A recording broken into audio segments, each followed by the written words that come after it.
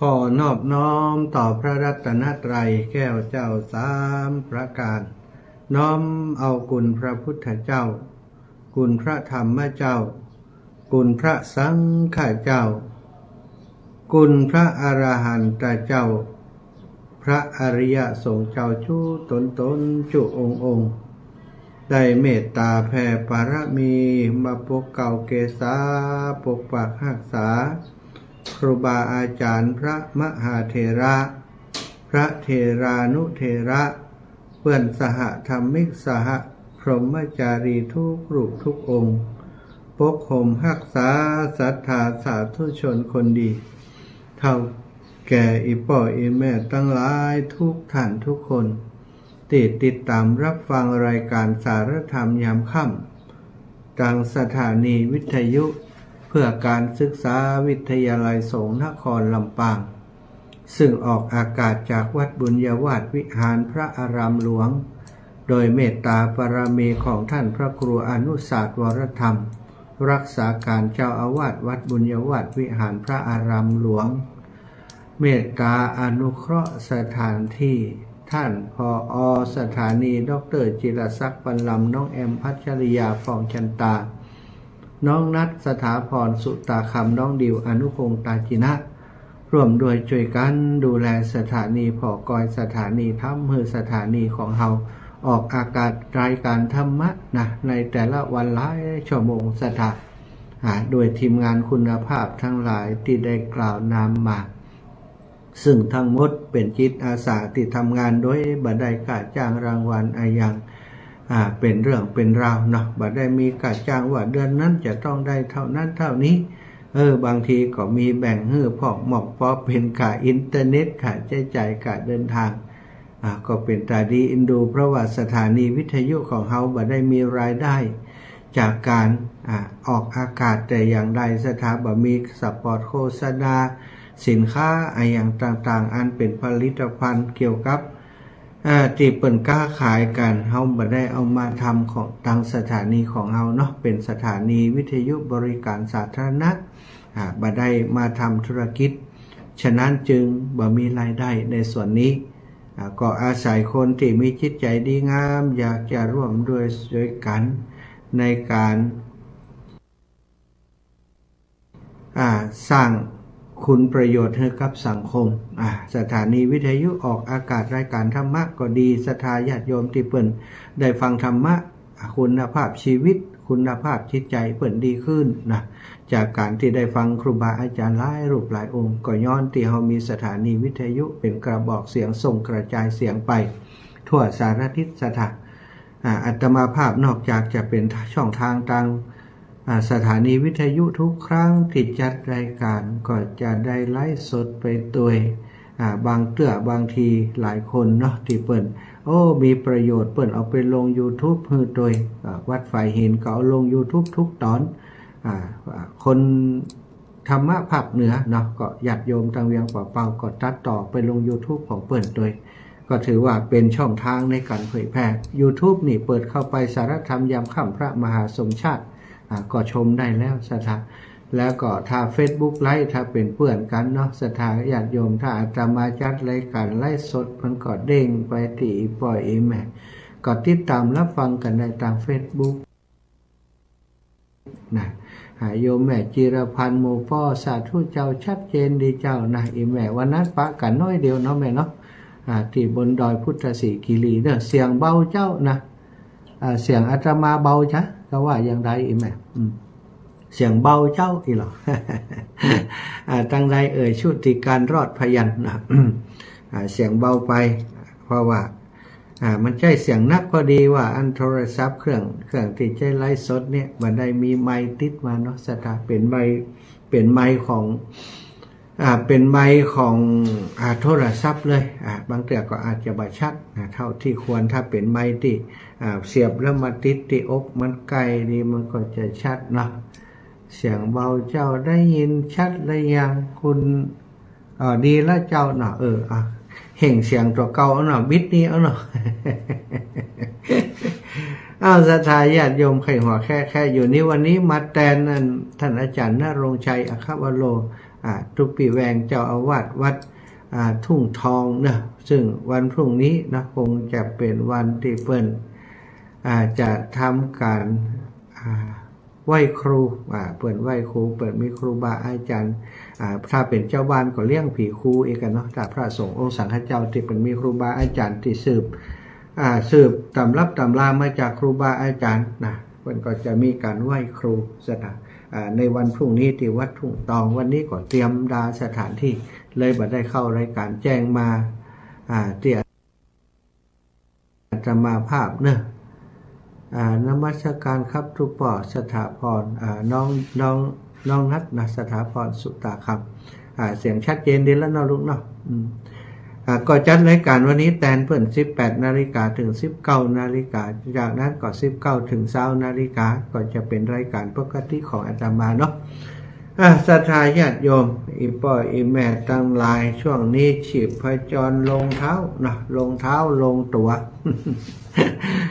ว่าไปขับคิดขับคว้าขับคิดขับค่อยดีว่าอาตมาเดินทางจากนครพนมมาถึงเชียงใหม่เขาแล้วนะสถาถึงเชียงใหม่ว่าเดี๋ยวนี้ไปถึงลำพูนพุ่นนะป้นลำพูนไปเป็นเกิงดอยแล้วนะเลยสารกลางจังหวัดไปจนถึงมหาลัยวิทยาลัยเกษตรลำพูนบุรีครูบาอาจารย์แจ้งด่วนไปว่าท่านมาช่วยงานด่วนเลยตอนนี้ขาดคนดูแลเรื่อง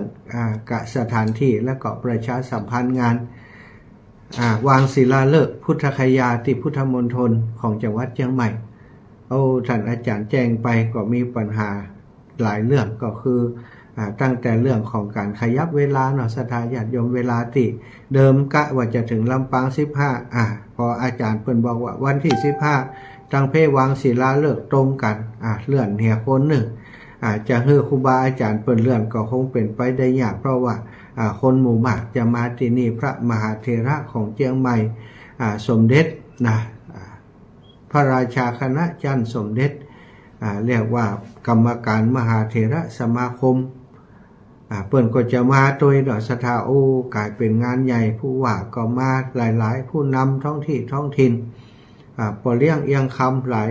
ตีหลายแห่งก็จะมาร่วมกันวางศิลาฤกษ์พุทธคยาที่พุทธมณฑลของจังหวัดเชียงใหม่ที่นี่อาจารย์ห้องมาท่านพระครูอภิวัฒนวิกรมถึงอาตมาภาพถือว่าเป็นครูบาอาจารย์ที่เปิดโอกาสนะที่ได้รับรองให้อาตมาร่วมเผยแผ่พระธรรมคำสอนทางสถานีวิทยุในเครือข่ายคลื่นสีขาวแต่แรกเนาะแล้วก็ได้ต่อมาก็ได้ขยายเครือข่ายมาจนถึงจังหวัดลำปาง 106.50 เมกะเฮิรตซ์ศรัทธาก็คงจะได้ฟังเปิ่นอยู่บ่อยครั้งท่านพระครูอภิวัฒนวิกรมเป็นผอ.คลื่นสีขาวเป็นคนที่เปิดโอกาสให้อาตมาได้มาจัดรายการทางวิทยุโดยเปิ่นถ้าบ่มีเปิ่นก็คงบ่มีอาตมาติศรัทธาได้ญาติโยมทั้งหลายได้ฮู้จักก็คงจะเป็นพระขี้ปูตุบ้านนอกคนหนึ่งอยู่ตามบ้านนอกของนาเดินธุดงค์ช่วยเหลือละอ่อนไปประมาณนั้นนะก็ได้พ่องมาได้พ่องก็ว่าไปแต่นี้ครูบาอาจารย์เพิ่นเมตตามาคือได้มีโอกาสอยู่ในพื้นที่ตรงนี้ซึ่งเป็นพื้นที่ที่บ่ใจว่าภัยก็เข้ามาอยู่เข้ามาทำรายการได้ง่ายๆเนาะเมื่อได้รับโอกาสจากครูบาอาจารย์เมื่อเพิ่นมีงานถ้าเฮาบ่สนองงานเพิ่นก็เหมือนกับว่าเฮาเป็นศิษย์นี่ล่ะคุณบ่กตัญญูซะทะก็หันความสำคัญความจำเป็นถ้าเพิ่นบ่จำเป็นก็คงมาเรียกใจอาตมา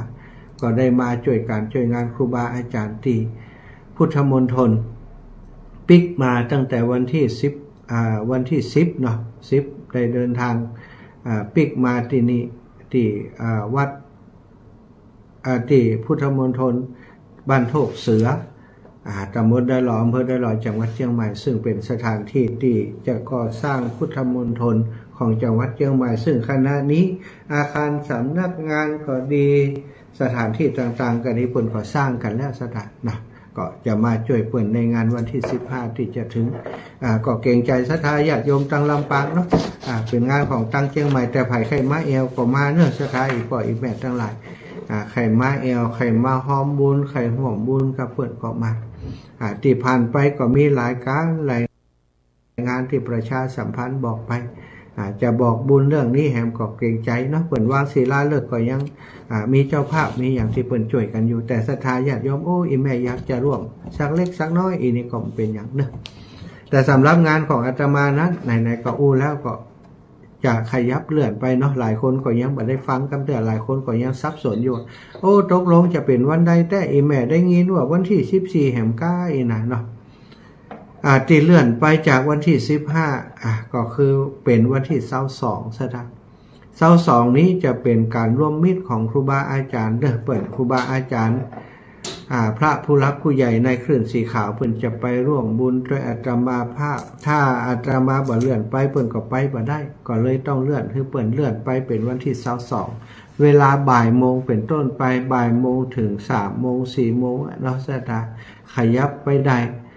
บ่ายโมงก็ได้บ่าย2บ่าย3ก็ได้ถ้าพร้อมก็ทอดถวายแต่ศรัทธาญาติโยมถ้าจะไปร่วมบุญด้วยกันก็คือไปถึงสักเที่ยงก็ได้นะไปกินข้าวด้วยกันปุ้นก็ได้เพราะจะมีโรงทานให้อยู่ไปเที่ยงก็ได้ไปถึงบ่ายก็ได้หรือว่าไปตอนเจ้าไปนั่งนั่งจ่าไปแอววัดบรรพตของก็ดีจะได้สนทนาธรรมด้วยกันอาตมาจะเดินทางกลับไปถึงที่วัดบรรพตสถิตก็คือวันที่22ตอนเจ้าเนอะนะครับวันที่22ตอนเจ้าก็จะเดินเข้าวัดไปเดินธุดงค์กลับเข้าวัดไปตอนออกมาก็เดินออกมาตอนไปก็เดินกลับเข้าไปวันที่18นะวันที่21นี่ก็จะไปนอนที่ป่าจ้าบันบุญเกิดนะไปป่าจ้าบันบุญเกิดวันที่22ก็จะไปถึงวัดบรรพตสถิตประมาณ9 นาฬิกาแล้วก็จะไปงานของวันอันกิจกรรมตอนเจ้าอาตมาขอเลื่อนกันแล้วกันเนอะศรัทธาญาติโยมลืมไปเหรอกิจกรรมตอนเจ้าที่จะเดินกลับเข้าไปวัดบรรพตวันที่22นั้นขอเลื่อนไปเป็นเวลาบ่ายโมงเนอะบ่ายโมงอาตมาจะเดินไปถึงที่วัดบรรพตสถิตช่วงเจ้านี้ก็จะเดินธุดงค์จากป่าจ้าบันบุญเกิดไปที่หมู่บ้านธนวันซึ่งเป็นหมู่บ้านที่ลูกสาวน้องแอมพัชริยาฟองจันตาเปิ่นไปแปลงบ้านอยู่ในหมู่บ้านแห่งนั้นแปลงบ้านเสร็จแล้วเปิ่นจะขึ้นบ้านใหม่ในวันที่22ที่แรกก็ว่าจะขึ้นอยู่บ่ได้นะแต่อาตมาก็ว่าในก็ขึ้นแล้วพอดีมันตรงกับติดทุปอจะทอดพระป่าตอนบ่ายครูบาอาจารย์เปิ่นไปพอดีก็เลยนิมนต์ครูบาอาจารย์หลวงปู่พระครูปฏิภาณธรรมทินก็ไปท่านครูบาสีหมื่นท่านอาจารย์มหาเสาแก้วก็ไปท่านพระครูบวรธรรมพิรามก็ไปศรัทธาญาติโยมจากเวียงป่าเป้าเนาะไปกัน3-4 รูปแล้วก็ท่านอาจารย์พระครูอภิวัฒนวิกรมจากเชียงใหม่ตัวก็เลยรวดนิมนต์ว่านิมนต์เปิ่นไปร่วมงานในวันที่22ตัวเนาะอันนี้ก็แจ้งให้ศรัทธาญาติโยมได้รับทราบว่าที่จะกลับไปสู่วัดบรรพตสถิตที่9 โมงที่นัดไว้ก็ขอขยับไปเป็นบ่ายโมงเนอะหลังจากเสร็จพิธีขึ้นบ้านใหม่ลูกสาวแล้วคนทั้งหลายเพิ่นอาจจะไปรถไปลาไปถึงวัดบรรพตแต่อาตมาจะขออนุญาตเดินจากบ้านลูกสาวนะไปสู่วัดบรรพตสถิตตามที่ได้ตั้งใจไว้นะวันนั้นก็จะเอาบุญไปฝากลูกสาวที่บ้านใหม่ด้วยแล้วก็จะไปเดินกลับวัดบรรพตใครจะไปต้อนรับก็เจอกันตรงนั้นเนาะบ่ายโมงโดยประมาณก็ถึงแล้วจากหันไปถึงวัดบรรพตกรมปอไก่เนาะศรัทธาอันนี้ก็แจ้งบอกคือศรัทธาญาติโยมได้รับทราบตามนี้เนอะวันที่22ส่วนวันที่14ที่ได้ได้จ่าบอกไปนั้นก็คือว่ามีศรัทธาญาติโยมคุณครูชัดวลีคุณครูชัดวลีกับคุณครูวุฒิเนาะคุณครูวุฒิกับคุณครูชัดวลีเปิ่นอันมาจากนครพนมพร้อมกับครูบาอาจารย์และญาติธรรมของเปิ่นติดตามดูแลอาตมาตอนที่อาตมาเดินธุดงค์อยู่ทางภาคอีสานตลอดถึงได้มีเมตตาเอ็นดูอาตมากว่าได้เกิดอันตรายช่วงที่เดินจากวังน้ำหนาวอำเภอวังน้ำหนาวผ่านอุทยานแห่งชาติวังน้ำหนาว ช่วงนั้นมีฝนตกแล้วก็มีอันตรายจากช้างป่าเปิ่นกลัวนอนบัดลาบว่ะตีรถมาจากนครพนมนะแล้วก็เอาอาตมาส่งจากวังน้ำหนาวมาจนถึงพิษณุโลกซึ่งก็เป็นระยะทางที่ไกลพอสมควรแล้วก็ยังมานอนป่าช้าโดยนาสตาบอกหู้จักตอบแทนความรู้สึกดีๆนี่ใดอย่าใดนะแต่ว่าก็ได้นับถือกันเป็นปีเป็นน้องเป็นครอบครัวไปแล้วสามีคือครูวุฒินั้นอายุเต่าอาตมาชัดวลีนั้นอายุอ่อนกว่าเปิ่นขอเป็นน้องเป็นนุ่งเนาะอันนี้ศรัทธาได้ญาติธรรมได้น้องได้นุ่งเพิ่มขึ้นจากการเดินธุดงค์ในครั้งนี้คนที่เปิ่นสัมผัสจิตใจอาตมาได้หันถึงความเสียสละเปิ่นบอกว่าบ่เคยหันไผ่ทำเพื่อคนอื่นได้ขนาดนี้นะนอกจากครูบาอาจารย์ที่มีเมตตาสูงแล้วคงมีไผ่จะกล้าทำอย่างทุกปีหรือว่าท่านอาจารย์ก็เลยได้ติดตามลำโดยมาแล้วเปิ่นจะโดยมาตานพระป่าในวันที่14เปิ่นจะมาถึงตอนเย็นสถานแล้วก็วันที่15ก็จะปาเปิ่นมาวางศิลาฤกษ์ที่พุทธคยาที่พุทธมณฑลมาร่วมกิจกรรมที่นี่แล้วก็จะปาเปิ่นไปที่วัดสวนดอกที่เชียงใหม่เนาะเปิ่นจะไปนอนวัดสวนดอกคืนหนึ่งตอนเช้าวันที่16เปิ่นก็กลับอาตมาก็เดินทางไปประชุมที่วัดพระธาตุจอมพอที่เวียงป่าเป้าเนาะอันนี้ก็งานนี้เป็นงานเพื่อสังคมเพื่อส่วนรวมถึงนั้นสถานถึงวันที่ทำอยู่เนาะวันนี้ก็อยากจะนำสารธรรมมาแบ่งปันมามาจากกับสถานเดียวกับเราแต่งานของตัวเก่าให้เหมาะเนาะเดี๋ยวจะมาได้สาระอะไรอย่างสถานอีปออีเมตตั้งหลายสมัยก่อนนี้เขาอยู่บ้านนอกขอกนาหนตางตีเตียวไปเตียวมาตามบ้านตามจองของเขาเนาะเป็นขี้เปอะขี้ต้มนะสมัยก่อนถ้าฝนตกนี่บางตีก็ใส่เกิบได้บางตีก็ใส่เกิบได้เพราะมันลมเนาะบางก็เอาไม่ไปถอดไปปัดกันที่ฝนตกแล้วมันไปห่วงอยู่นั่นนะเป็นขี้เปอะขี้ต้มเว้นกันรถลานี่ติดลมติดปึงในหนทางผ่านหมู่บ้านศรัทธาคงจะนึกออกอาตมานี่นึกหันภาพนะบางที่บางแห่งนี่มันน้ำมันไปขังน้ำมันไปเจาะนี่ขนาดที่ว่างัวควายลงขึ้นมาได้ศรัทธามันเป็นโถกลงไปเลยถนนหนทางสมัยก่อนแล้วนอกจากนั้นแล้วก็ยังคับแคบหนทางจะแคบพอประมาณว่าสัก2 เมตรหนทางเมื่อก่อนสัก2 เมตรกว้างที่สุดกว่า3 เมตรเนาะ2 เมตร2 เมตร 50ประมาณนี้ปอล้องัวล้อควายเตียวถนนสมัยก่อนเนาะตามบ้านนอกขอกนาของเขาที่เขาอยู่กันแต่ปัจจุบันนี้สถานบอกว่าบ้านนอกขอกนาที่ไหนก็แล้วแต่เป็นถนนลาดยางเป็นถนนเทคอนกรีตเสริมไม้ไผ่เสริมเล็กกันไปหมดถนนกว้างขวางกว้างโดยเฉพาะถนนวิ่งระหว่างเมืองต่างๆนี่เมื่อก่อนเข้ามาเชียงใหม่ถนนมี2 เลนเนาะสถานถ้ามาถึงห้างชัดแล้วกานี่ขึ้นดอยขุดตานนี่สถานรถมันแซงกันมาได้แล้วรถบรรทุกก็วิ่งอย่างปัจจุบันเนี่ยรถบรรทุกก็วิ่งปื๊ดๆสมัยนั้นก็วิ่งอย่างเงี้ยแล้วบรรทุกเนี่ยถ้ามันขึ้นดอยนี่สถานมันน่ะมันก็ขึ้นไปจ้าจืดของมันแล้วคนที่มาตั้งหลังแซงมาได้เพราะมัน2 เลนส่วนกัน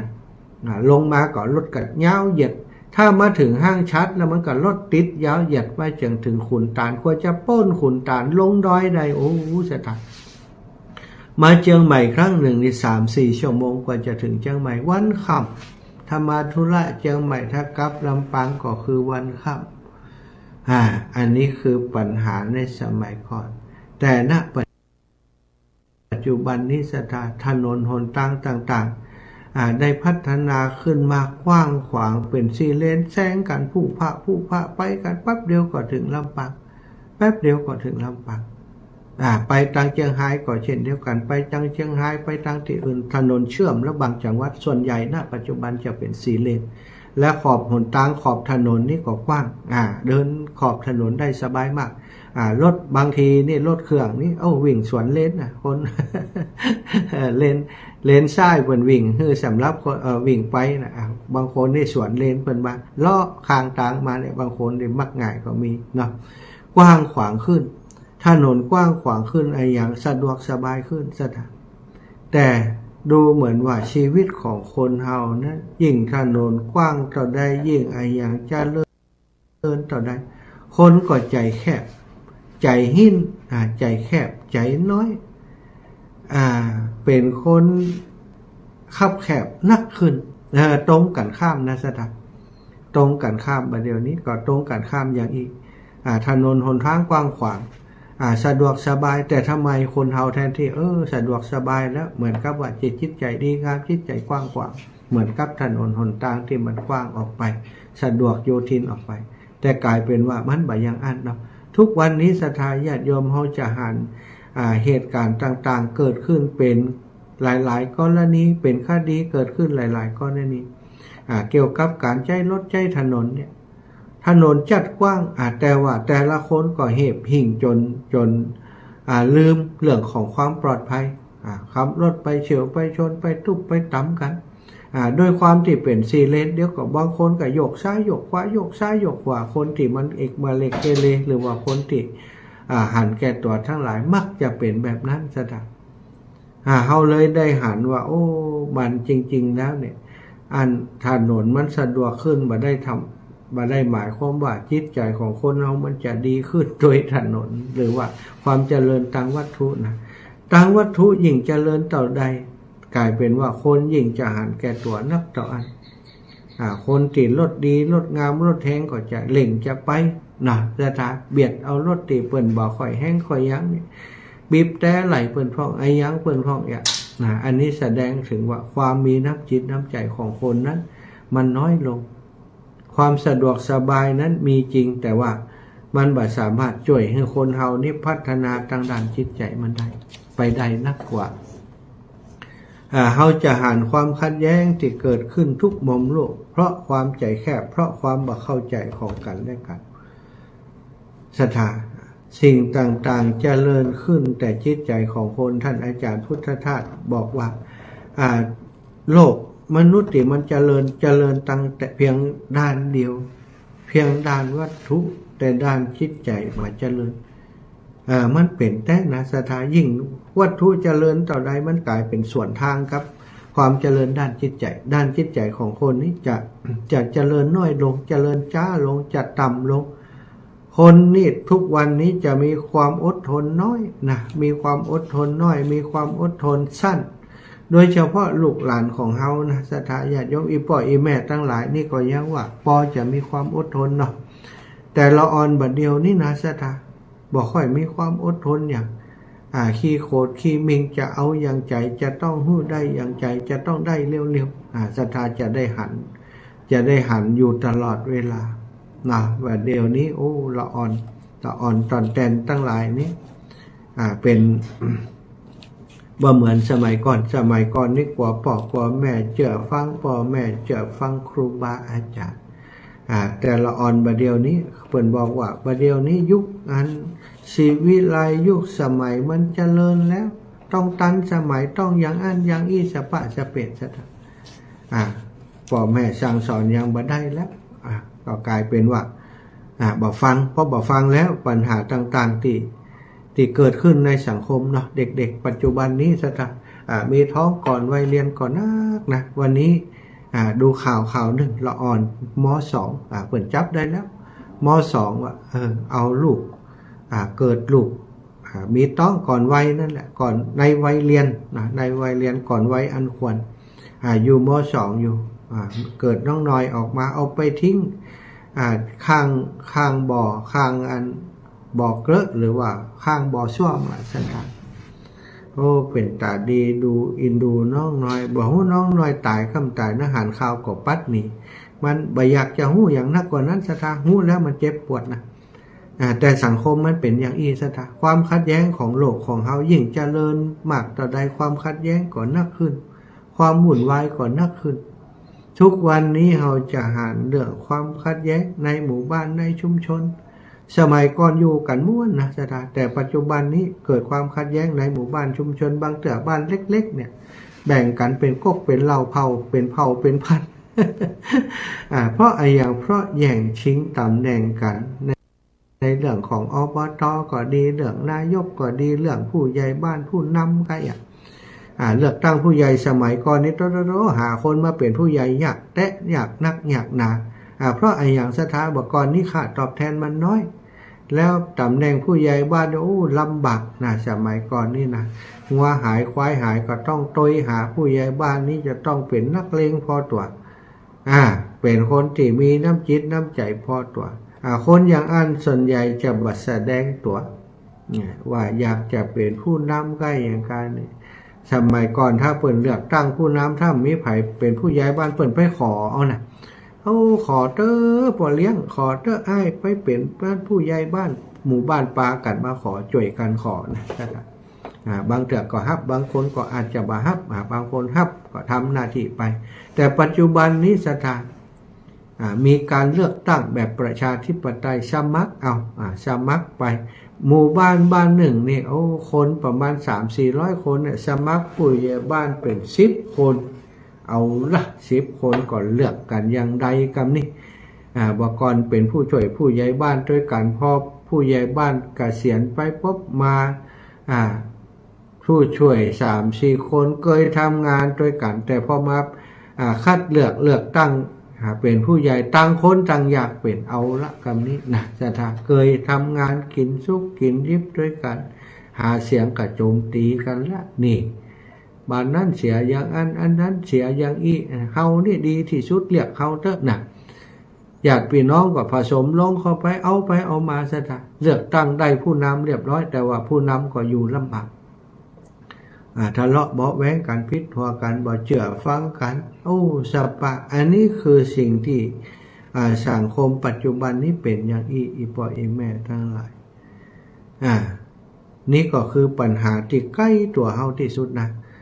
ทำไมเอาปัญหาอย่างมาก็เพื่อจัดเตือนให้ศรัทธาญาติโยมได้รู้ว่าการอยู่ในสังคมทุกวันนี้ถ้าเฮาวิ่งตามกระแสสังคมถ้าเฮาบ่พัฒนาจิตใจของเฮาถ้าเฮาบ่เอาธรรมะมาปฏิบัติปัดปู่ดูแลจิตดูแลใจถ้าเฮาไปตามกระแสเฮาก็อยู่บนความขัดแย้งบางอย่างนะในหมู่บ้านในชุมชนในสังคมบางครั้งลูกหลานของเฮาครอบครัวของเฮาเคยกินซุกกินดิบครับบ้านนั้นบ้านนี้เป็นพี่เป็นน้องกันบ่ใกล้ก็ถือว่าใกล้บ่ไกลก็ไกลก็บ่พอไกลกันเนี่ยยังหันว่าเป็นญาติเป็นน้องกันอยู่แต่พอมาถึงการเลือกตั้งสมัยเลือกตั้งมาปุ๊บลูกเต้าพิษกันเฮาก็พลอยผสมลงไปพิษด้วยเขาอย่างนี้ใจบ่ได้ซะนะเฮาจะต้องเป็นกลางดึงเข้ามาเนาะดึงเข้ามาให้อยู่ในกล่องในรอยให้อยู่ในคุณธรรมเกมกีฬาการกีฬาถ้าชนะแล้วก็ดีกั้นก็ดีจะต้องมีน้ำใจการกีฬาน้ำใจเป็นกีฬาบ่ต้องเป็นคนที่ขี้แพ้ชวนตีหรือว่าชนะแล้วไปข่มเหงผู้อื่นหันก็สุดท้ายก็ได้อย่างอันนี้มันบ่จบซะท่าแต่ชนะแล้วอ่อนน้อมถ่อมตัวกันแล้วบ่ต้องมาน้อยอกน้อยใจสนับสนุนช่วยเหลือกันไปมันก็จะมีความสุขถ้าคนเฮาอยู่ด้วยกันเปิ่นว่าถ้อยทีถ้อยอาศัยสังฆะวัตถุสีตานปิยวาจาอัตถจริยาสมานัตตาเฮาก็จะอยู่ในสังคมแบบมีความสุขในชีวิตปัจจุบันเมื่อเฮาละจากชีวิตปัจจุบันไปในภพภูมิข้างหน้าก็จะมีความสุขนี่สถานก็ถึงเรื่องคนบัดเดียวนี้เนาะถนนหนทางมันกว้างขวางเจริญไฟฟ้าอย่างก็สว่างสวัยแต่เหมือนกับคนของเขาจะหลงมัวเมามืดบอดกับกิเลสตัณหากันไปมากยิ่งขึ้นเดี๋ยวมันจะเลิศเนาะอย่างเตี่ยจะมานั่งจัดรายการอยู่นี่ซะจ้ะมีโทรศัพท์เหี่ยเครื่องนั่งจัดรายการได้มีอินเทอร์เน็ตไปถึงกันหมดอันนี้เป็นเรียกว่าเทคโนโลยีก็เป็นสิ่งหนึ่ง ติปาให้คนเฮาทั้งหลายเข้าสู่โลกของวัตถุนิยมแล้วก็ไปติดอยู่กับโลกสมมุติไปนะบางคนนี่ติดอยู่กับโทรศัพท์ติดอยู่กับ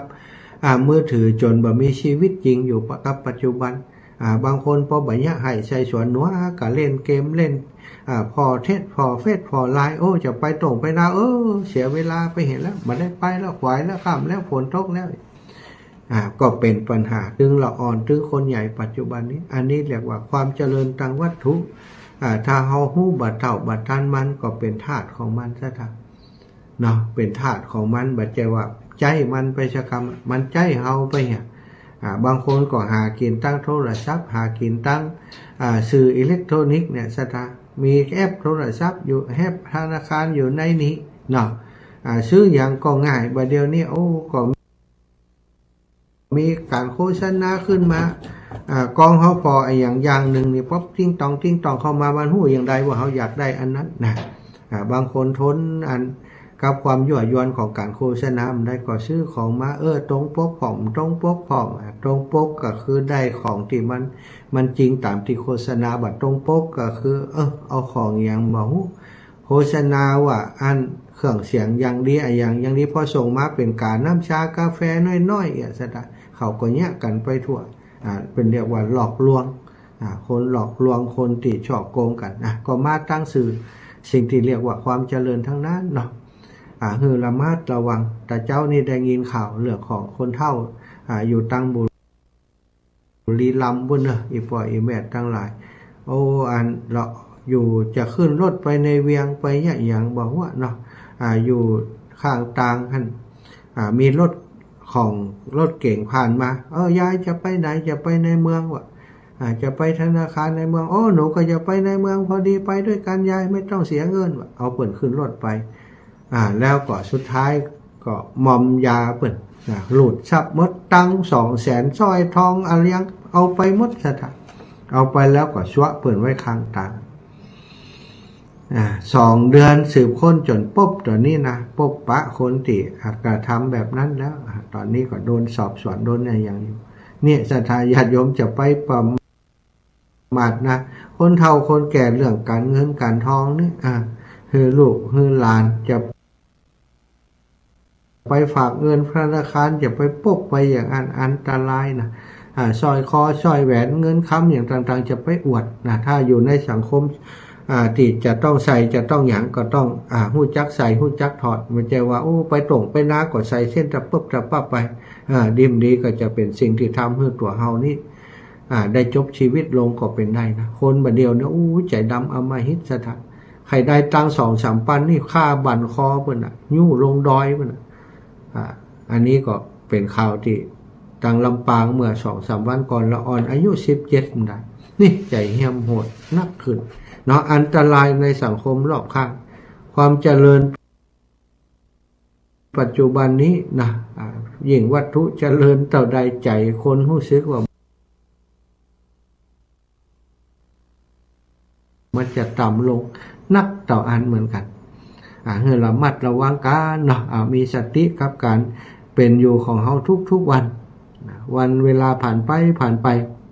เฮาได้อย่างกับวันเวลาที่ผ่านไปพ่องถ้าผ่านไปมันได้อย่างสักอย่างแต่ละวันก็เสียไปแล้ว1 วันเนาะแต่ก็เป็นอย่างถ้าวันนี้มีอย่างที่เป็นประโยชน์กับตัวเลยเริ่มใหม่เริ่มจากนาทีนี้ไปสร้างสมสิ่งที่ดีให้ตัวเก่าถ้าไปมันเคยนั่งสมาธิคำแต่ก่อนลองนั่งลองทำดูบัดต้องเมิน5 นาที10 นาทีเพิ่นบอกว่านั่งสมาธิภาวนานี่แค่จ้างภาพหูงูแค่จ้างภาพหูงูแลบลิ้นนี่ก็เพียงพอแล้วจ้างภาพหูแป๊บเดียวนี่งูแลบลิ้นแป๊บเดียวถ้าเขาตั้งใจทำสมาธิสถานแป๊บเดียวเนี่ยเปิ้นยังถือว่าเป็นบุญเป็นกุศลเนาะบุญนี่หาไม่ยากทานศีลภาวนานี่ทำง่ายที่สุดสถานนั่งดูลมหายใจเข้าหายใจออกบ่ให้กิเลสมัน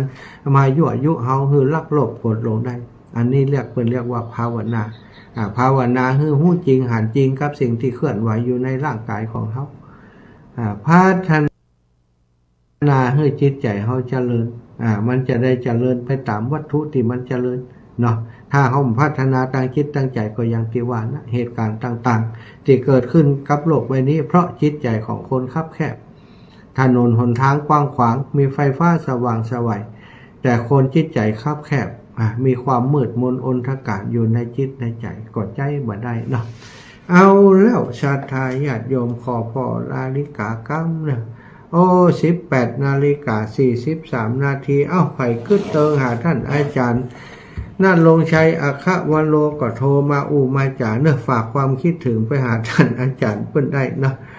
จะสอบถามตะกี้บัดตันฟังท่านอาจารย์เพิ่นไปทางใดก็ก็โทรมาสอบถามได้โทรมาที่เบอร์อาตมาเนอะ0808844173วันนี้จัดรายการแตนเปิ้นเนาะซะท่าน0808844173เด้อโทรมาได้แล้วโทรมาได้เลย0808844173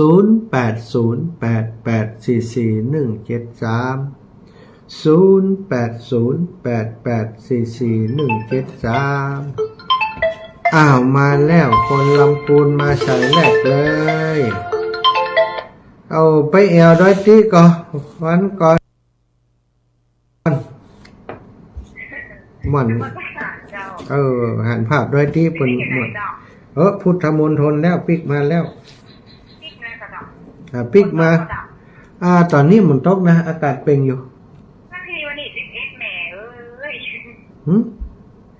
อยู่ที่ไหนก็เปี้ยเลยเนี่ยวันที่11ที่ผ่านมาอยู่ไปดอยติ้งก็แหละเจ้านักกะถ้าจะจังฟ้อนเป็นตานิมวนเนาะโอ้ม่วนนะเนี่ยคือถ้าปัดปวดในทางแต่เขียวมาเนี่ยมันไม่ได้คะแนนเนี่ยโอ้เท่าในกับเยี่ยมเราต้องแต่งฟ้อนไปเบิ่งเขากันนี่ไปเจ้าไปยืนดูนึกว่าเป็นช่างฟ้อนเนี่ยจ่วยจะลุงคนเอาลงทานเจ้าเนี่ยดีอันไฟอย่างเงี้ยล่ะตอนแรกเขาพอว่าขายถุงได้ไงหรอห้องตันนะเขานึกว่าขายเจ้าเองเจ้าเจ้าราชการเจ้าขอบคุณเนอะแม่เพนขอบคุณหลายๆติดใจจิ้นปิงแม่เพนเล่นแม่เพนเด้อแม่เพนนะลำพูนนะก็เป็นแฟนรายการที่อยู่ตั้งลำพูนแฟนรายการตั้งพุ่นโลตั้งเชียงใหม่ตั้งเชียงใหม่ตั้งหัวค่ำนี่อันห้วยตรองซักห้วยตรองซักเปิดครับละช่องนี้เนาะอันนี้คนไทยจะฟังจากไหนนี่อาจจะเป็น Facebook ก็ได้ไลน์ก็ได้อย่างก็ได้นะ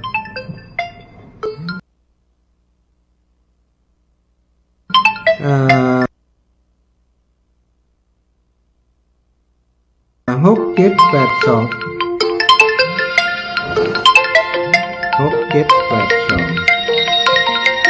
เจริญพร6782นิเวศยามศักดิ์แล้ววันก่อนก็โทรมานี่เจ้าฟังรายการท่านนะกะวันนี้ยังแควนหน่อยโทรตันเปิ้นหนองไหวก็ว่าหนองหอยหนองไหวตำบลแม่แฝกอำเภอสันทรายเจ้าต้อแม่แฝกสันทรายเนาะเจ้าบ้านหนองไหวเจ้าเจ้าโทรมาเปลี่ยนกำลังใจหนองไหวนี่ถ่ายจานเวลายืนทางบนมันถ่ายชันหน่อยเนาะแต่ก่อนก็บอกว่าเจ้าบ้านทั้งปุ่นหนองไหวนี่เปิ่นเจ้าห้องว่าปึ๋งอีฮะเวลาไปยืนทางบนมันถ้าเขาหลมลงไปกับเป็นน้ำนะทั้งปื้นนะเจ้าจะไหวว่างใจถ่ายจานน้ำไหวเจ้าเดี๋ยวไหวแล้วกันเดี๋ยวไหวละอันไม่โคตรหลายรอบแล้วแย่อย่างกินแรงวันนี้ข้าเจ้า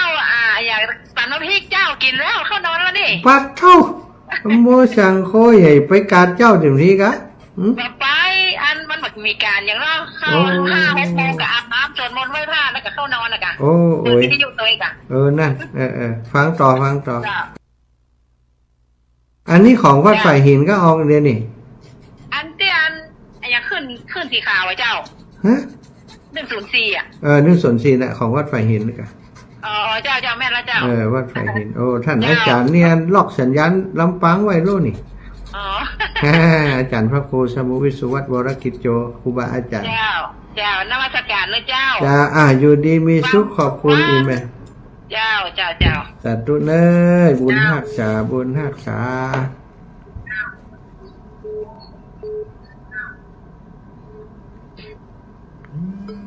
เจริญปอนแม่น้อยบัวไขวงหารแม่น้อยบัวไขวงหารเจ้ากลับมาสการเจ้า เจ้าเจริญพรเจ้าวันนี้จับอยู่เขานอนห้องบ้านแห่งมันนะตะปิวนี่วันที่17จริงๆกะเพิ่นเอาไปพักผ่อนได้เอาไปก่อนแหละแล้วอันยายเย็นเนี่ยไข่เผาแล้วกันนี่ลูกหลานคนนี้ก็เลิกโอ้ล่ะเพิ่นก็เข้าไปหาตะปิวของไปหาแม่เพิ่นของบ้านนั้นโอ้พระอาจารย์พระอาจารย์มหานะโอ้หน้าไก่หน้าฟ้องไปเย็นนะเดี๋ยวจะไปหาละเดี๋ยวเสร็จงานนี่ก็จะแทรกเวลาไปหาแกก่อนพระอาจารย์เจ้าล่อเล่นได้เด้อเจ้าซื้อรถตู้สกันเนอร์ไว้ถมจ้างปลาไปแอวเด้อเจ้าก็ช่วยกันกะออกคนน้อยคนนายคนแสนก็กุ้มกะลุงกำครับลุงกำกะครับไปอันส่งทานอย่างเดียวกะฮะลุงกำครับไปส่งทานอย่างเดียววิติกบื้อฟังเลยเนาะมันน่าจะอันเดี๋ยวเล่นอีหน่อสาธุขอบคุณแม่เจ้าสาธุแม่น้อยบัวไขวงหารเจริญถวายความเคารพท่านอาจารย์กฤษคนแม่อาจารย์มีอยู่ข้างบนแต่ไม่ตกหลวงตาไม่คึมเนี่ยคึมเนาะดีละคึมชัดเจนดีขอบคุณเนาะอาจารย์นั่นเขามาหาอะไรนะมาหาไปบุญไปสามเนี่ยไม่ค่อยชัดนะไปอันนี้เขาด่าเขาเขาหรือไฟอันนี้ไฟหินก็ต้นใช้ไม่ชัดแต่ของเขาไม่ค่อยชัดชัดแล้วมาแล้วมาหาไปสามเนี่ยเหรอมาหาที่ว่าประเด็นสามสาธุประมาณชั่วโมงกว่าครับอาจารย์ครับสาธุครับตุลุ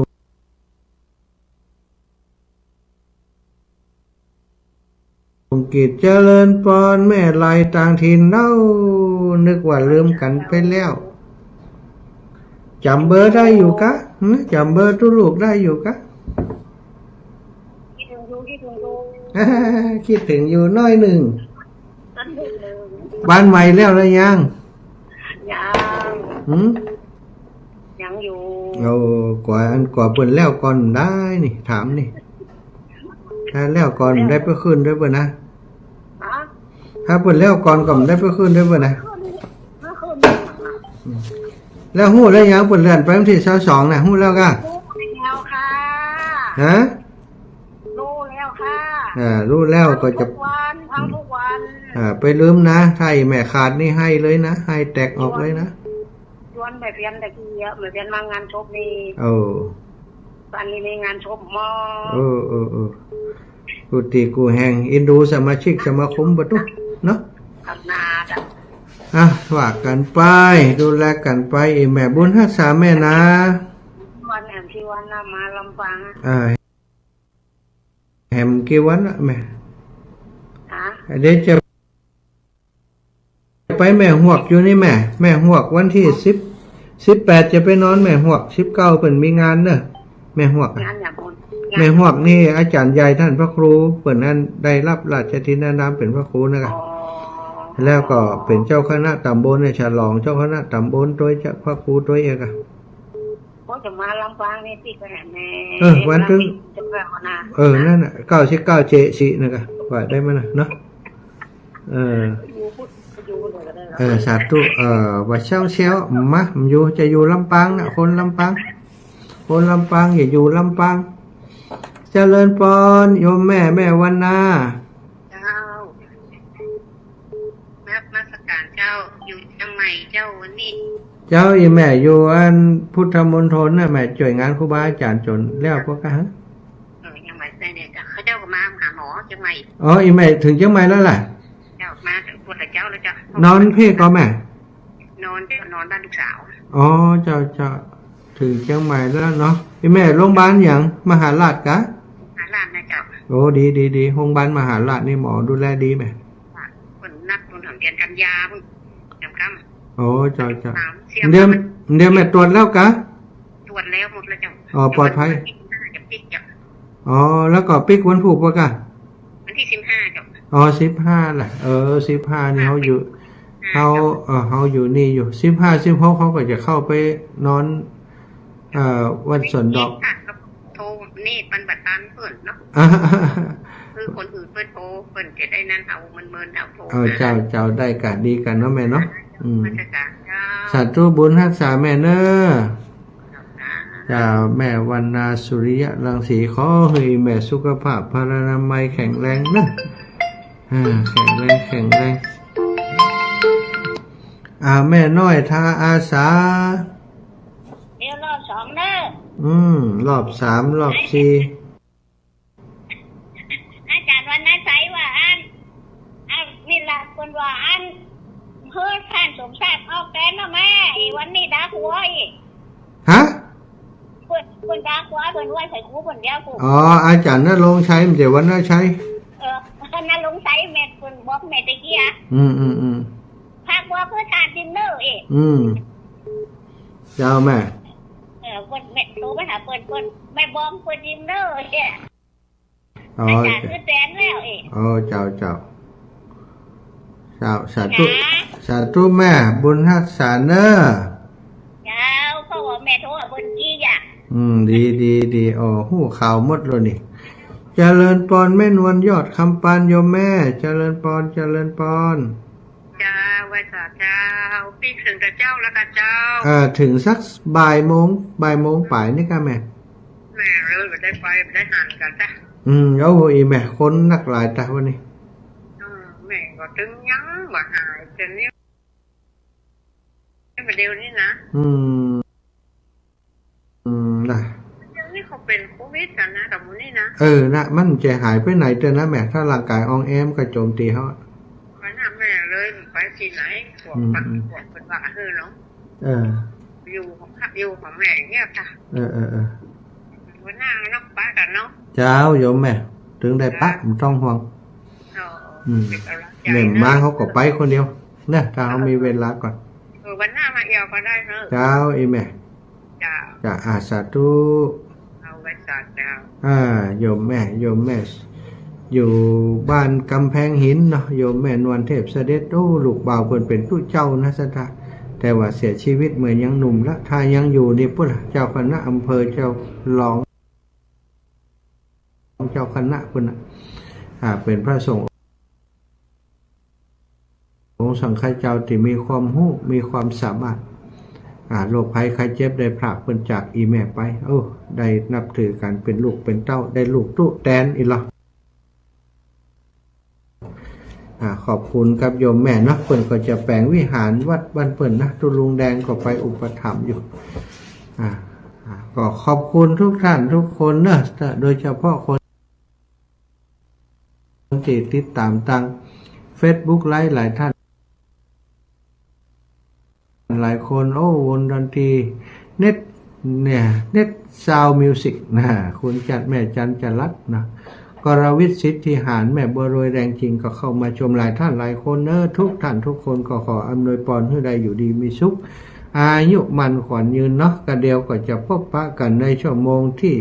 2นะ19 ถึง 20 นาฬิกาอาตมาภาพก็จะเข้าจะเข้าไปจะเข้ารายการนะจะเข้ารายการแฮมช่วงหนึ่งนะตอนนี้ก็คือศรัทธาญาติโยมได้พักเหตุกรรมอาตมาก็จะพักสักกรรมนะฟังเพลงในรายการสักเพลง2เพลงก่อนแล้วก็เจริญพรแม่บุญห้วยซักสันพระเจ้าแดงแม่ปิดวิทยุก่อนปิดวิทยุก่อนถ้ามันปิดมันอู้กันมันจะหู้เรื่องเอาอู้เลยเจริญพรแม่บุญสบายดีก่อขันนะตัวสบายเนี่ยมือสบายอยู่บ้านตลอดเลยอยู่บ้านตลอดไปไหนบ่ได้ คุณ10 บาทเท่าแต่ฮื้อแล้วนี่ไปไหนมันได้ล่ะโอ้แต่ที่เด็ดกระแตโอ้ก็เปิงติแต่ไปไหนแล้ว81อ่ะไปมานักแล้วลูกไปมาเมื่อก่อนก็ไปไหนก็ไปมองไหนก็เอาใจโจยนะเอาใจโจยไปอนุโมทนาบุญโจยเปิ่นไปเนอะแม่เนอะเจ้านมัสการเจ้าขันสูงนะสาธุสาธุโอ้อีแม่เมินนาน80ปลายดูพ่อโตอายุยืนนักแก81 82แล้ว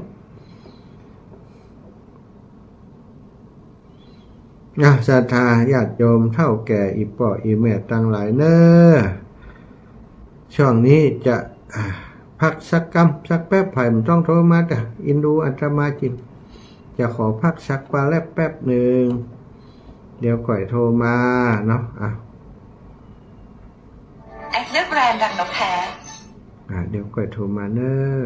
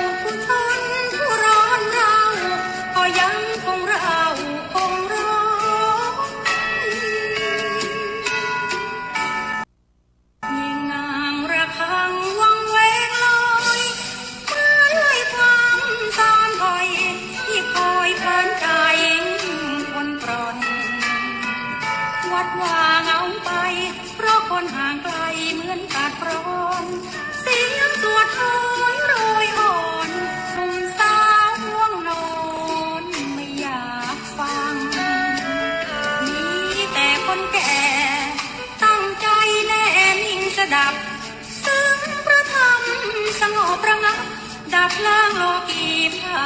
ยพังสื่อการต่อไปคิดแล้วหัวใจ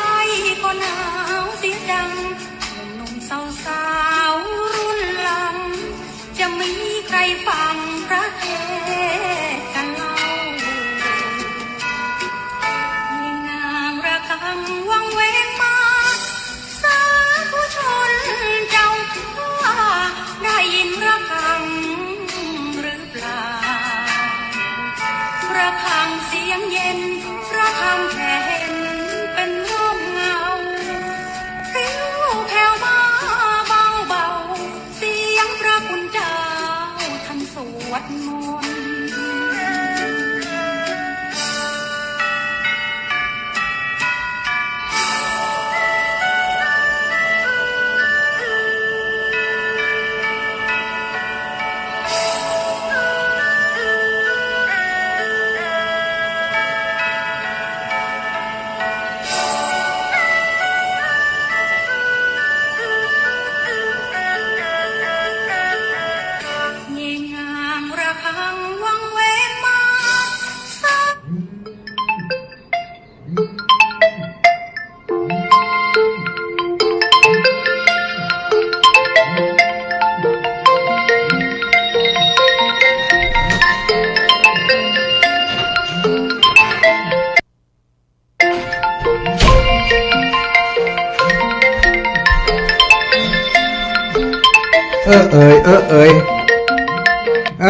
เข้ารายการอยู่จ้าคุณแม่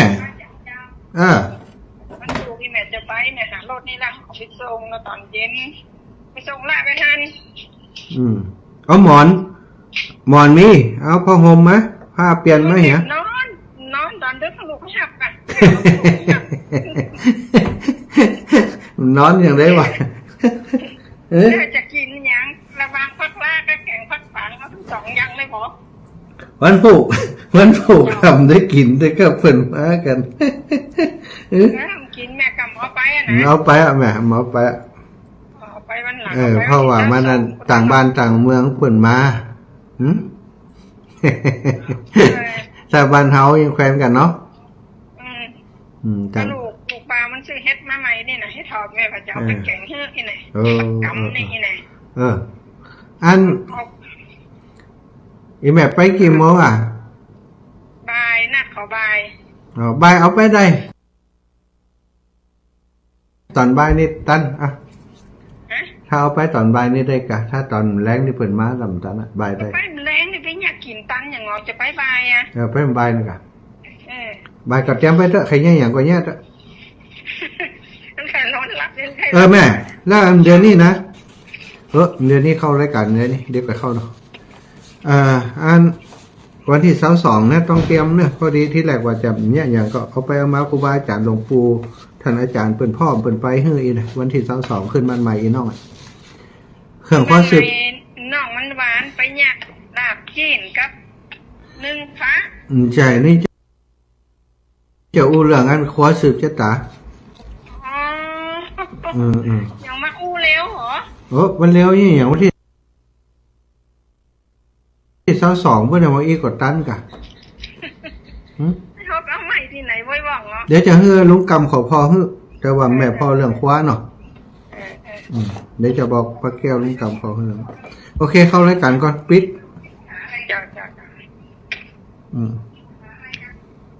ช้าโทรเข้ามาก่อนนะก่อนเข้ารายการฟังเพลงเข้ารายการก่อนเถอะได้ยินระฆังหรือเปล่าระฆังเสียงเย็น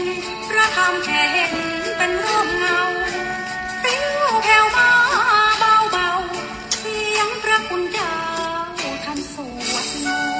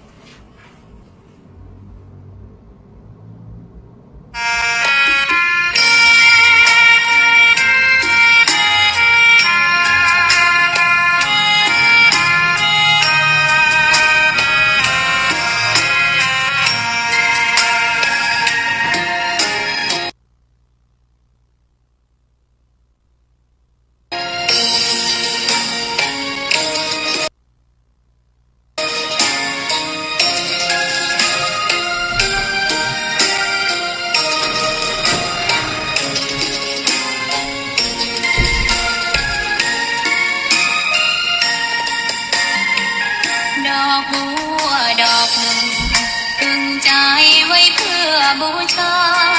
แด่องค์พระศาสดาสัมมาสัมพุทธเจ้ามีความงามเงี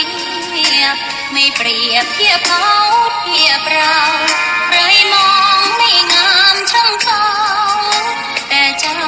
ก็คือดอกบัวด้วยความสัตย์ซื่อยึดถือความดีเป็นหลักใครรักไม่รักก็ไม่จมปลักมองมัวเมื่อโผล่พ้นน้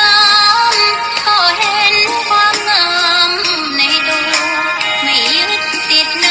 ตมชั่วขอเป็นดอกบัว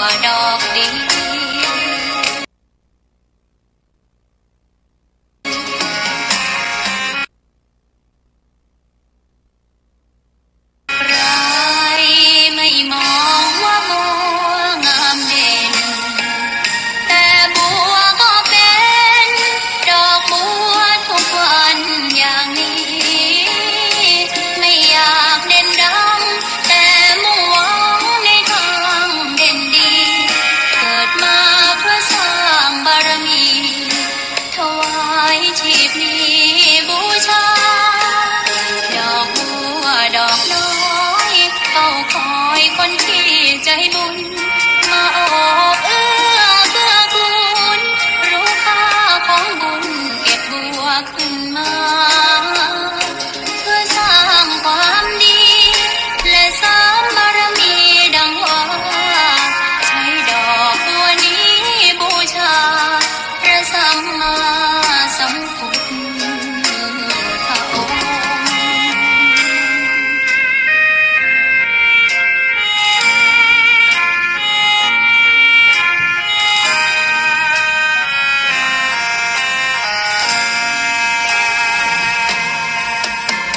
ใครไม่มองว่าบัวงามเด่นแต่บัวก็เป็นดอกบัวทุกวันอย่างนี้ไม่อยากเด่นดังแต่มุ่งหวังในทางเด่นดีเกิดมาเพื่อสร้างบารมีถวายชีพนี้บูชาดอกบัวดอกน้อยเฝ้าคอยคนที่ใจบุญมาโอบเอื้อเกื้อกูลรู้ค่าของบุญเก็บบัวขึ้นมาเพื่อสร้างความดีและสร้างบารมีดังว่าใช้ดอกบัวนี้บูชาพระสัมมาสัมพุทธพระองค์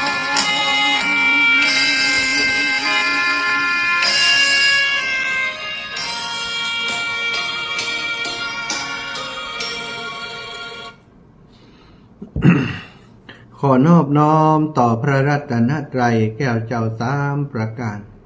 น้อมเอาคุณพระพุทธเจ้าคุณพระธรรมเจ้าคุณพระสังฆเจ้าคุณพระอรหันตเจ้าอริยสงฆ์เจ้าชุตนชุองค์ได้เมตตาแผ่บารมีมาเป็นนวโลกุตตรธรรมมาปกเก่าเกษาปกห่มหักษาครูบาอาจารย์พระมหาเถระพระเถรานุเถระเพื่อนสหธรรมิกสหพรหมจารีทุกรูปทุกองค์ปกห่มหักษาศรัทธาสาธุชนคนดีเท่าแก่อีพ่ออีแม่ทั้งหลายทุกท่านทุกคนติดตามรับฟังรายการสารธรรมยามค่ำตั้งสถานีวิทยุเพื่อการศึกษาวิทยาลัยสงฆ์นครลำปางและสถานีวิทยุในเครือข่ายหลายสถานีในช่วงเวลานี้ทางเชียงใหม่ก็รับฟังได้จากสถานีวิทยุ 104.50 เมกะเฮิรตซ์วัดฝายหินครูบาอาจารย์ท่านพระครูสมุวิสุวัฒน์วรกิจโจได้เมตตาเชื่อมสัญญาณไปบางช่วงบางเวลาเพิ่นก็เชื่อมสัญญาณมาที่ห้วยตองซักนะไปที่มนต์เสียงธรรมแม่แจ่มห้องนะถ้าบ่มีครูบาอาจารย์ที่เพิ่นรับผิดชอบรายการจัดอยู่ในเวลานั้นๆวันนี้อาตมาภาพได้รับผิดชอบจัดรายการทางสถานีวิทยุในเครือข่ายคลื่นสีขาว15 นาฬิกาถึง 17 นาฬิกา2 ชั่วโมงแล้วก็มาจัดรายการในเครือข่ายคลื่นสีขาวโดยเฉพาะของ 106.50 เมกะเฮิรตซ์แหม2 ชั่วโมงสตาร์วันนี้เจอเข้าไป4 ชั่วโมงเนาะแต่ละวันนั่งจัดรายการ 3-4 ชั่วโมงบางเตือก็เจ็บหลังเจ็บเอวเหมือนกันเนื้อสีจะเท่ามาละหุกเนาะแต่ก็ต้องทำหน้าที่ตรงนี้ในเมื่อได้รับโอกาสได้รับมอบหมายจากครูบาอาจารย์ให้ทำหน้าที่มาจัดรายการนำสารธรรมมาแบ่งปันมาอูจากับศรัทธาญาติโยมก็จะปฏิบัติหน้าที่ตรงนี้บ่ให้ศรัทธาได้ผิดหวังเนอะเปิดเครื่องวิทยุมามีกับเพลงเสาะหาธรรมะก็มีศรัทธาก็จะจมเนาะบ่อยากให้ปล่อยแม่ได้เสียความรู้สึกได้เสียอารมณ์เวลามีรายการธรรมะก็มีไผจัดมีแล้วอาตมาจัดทุกวันถ้าบ่มีเหตุจำเป็นก็บ่ได้ละบ่ได้เลยบ่ได้เลิกบ่ได้ลาเดินธุดงค์เหี่ยเปียศึกษักนะศรัทธาญาติโยมหาที่พักยังบ่ได้ขอให้ได้จัดรายการก่อนนะไปนั่งตามหัวไหล่ไปนะตามตรง ตามห้างตรงห้างถนนออกไปนั่งจัดรายการบางเตือบางทีจัดรายการแล้วบ่ฮู้จะไปไหนแล้วนอนเหี่ยห้างตรงหั่นก็มีซะดะเอาเรื่องของการจัดรายการเป็นหลักก่อนนะการอยู่การสบายบ่สบายนั้นเป็นอีกเรื่องนึงก็ทำอยู่อย่างเพื่อจะบ่ให้ศรัทธาทั้งหลายได้ขาดโอกาสที่จะฟังน้ำฟังธรรมเพื่อจะเติมเต็มในส่วนของบุญสมกุศลเข้าไปในจิตในใจเนาะพบปะกันวันนี้เป็นวันที่13เดือนมิถุนายน2567 19:20 น.พบปะกับอาตมาพระมหาสมชาติชาตปัญโยวัดบรรพตสถิตรับผิดชอบดำเนินรายการ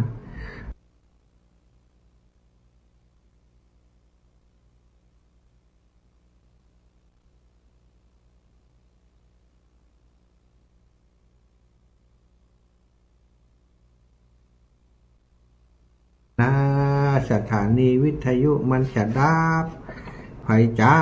โทรมาเบอร์นี้นะฝั่งโทรมาเตือนขออภัยโดยจะไหว้พระก่อน กราบพระพร้อมกันกราบ1พุทโธเมนาโธ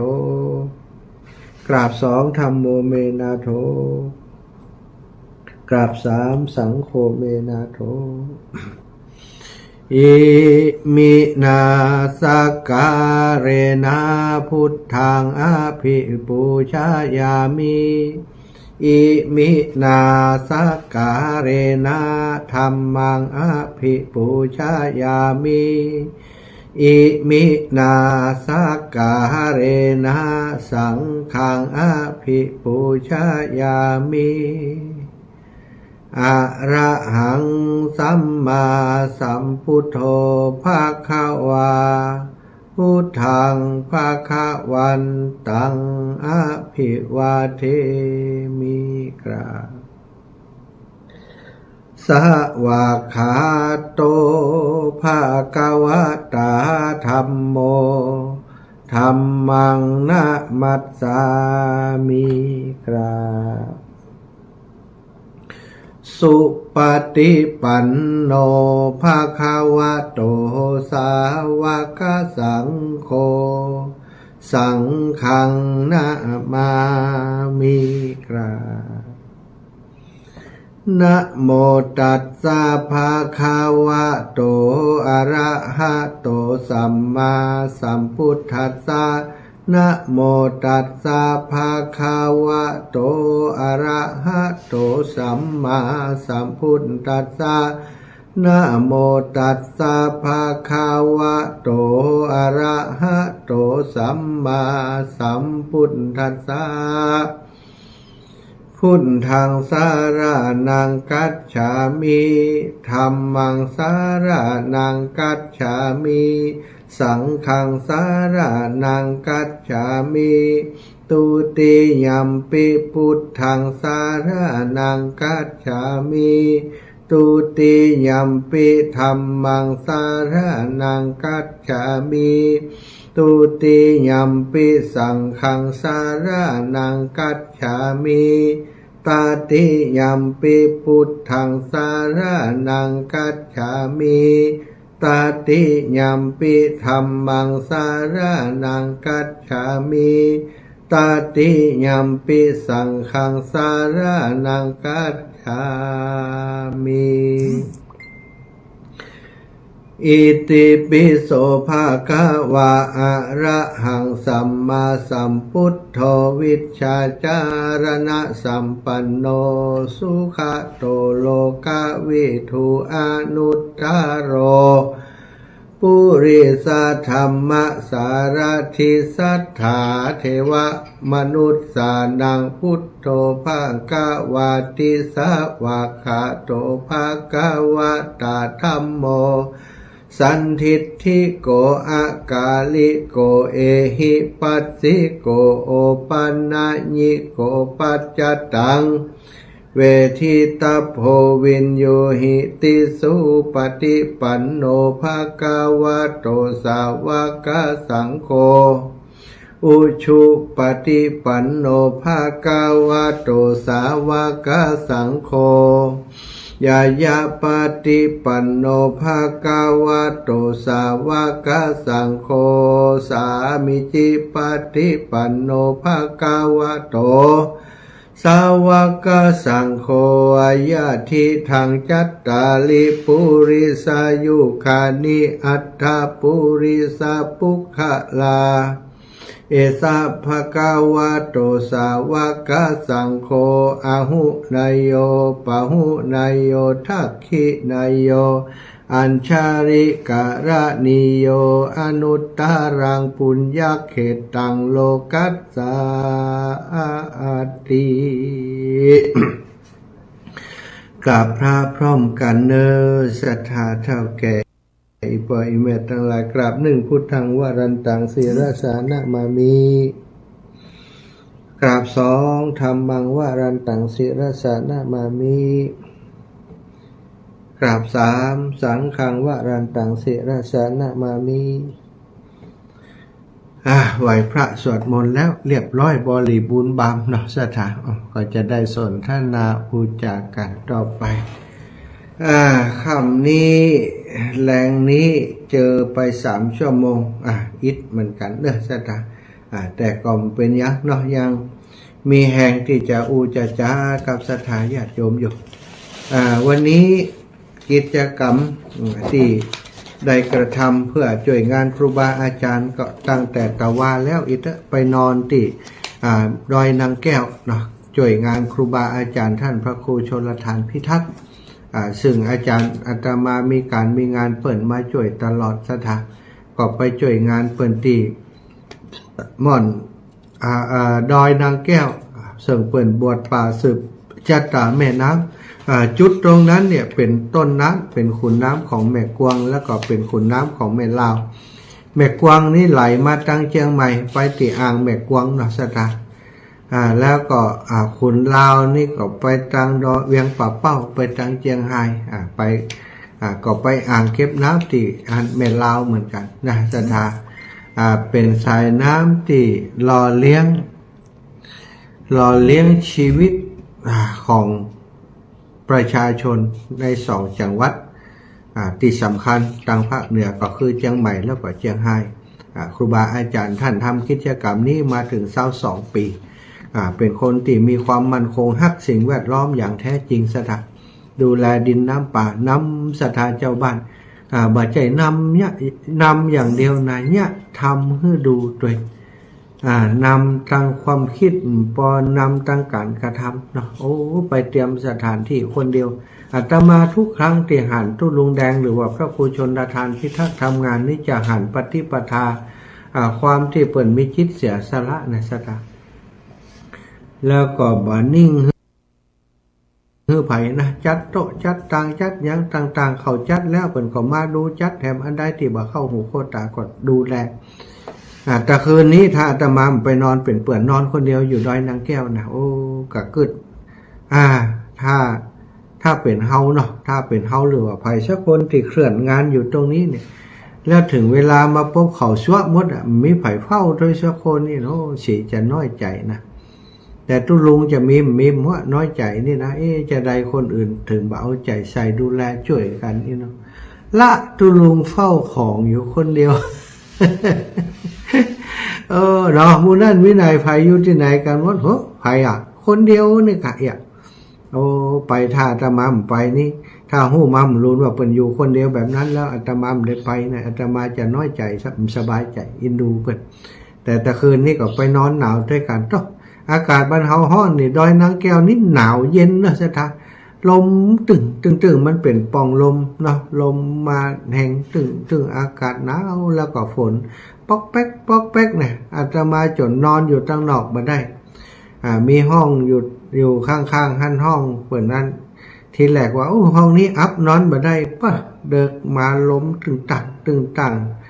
อดมาได้ก็ยกเต้นเข้าไปนอนในบนเหียก็จบข่าวเต้าแจ้งเหมือนกันเนาะก็เรียบร้อยไปงานวันนี้ก็อยู่ช่วยงานตุลุงจนถึงตอนเจ้าสถานตอนเจ้านี้ก็มีคณะ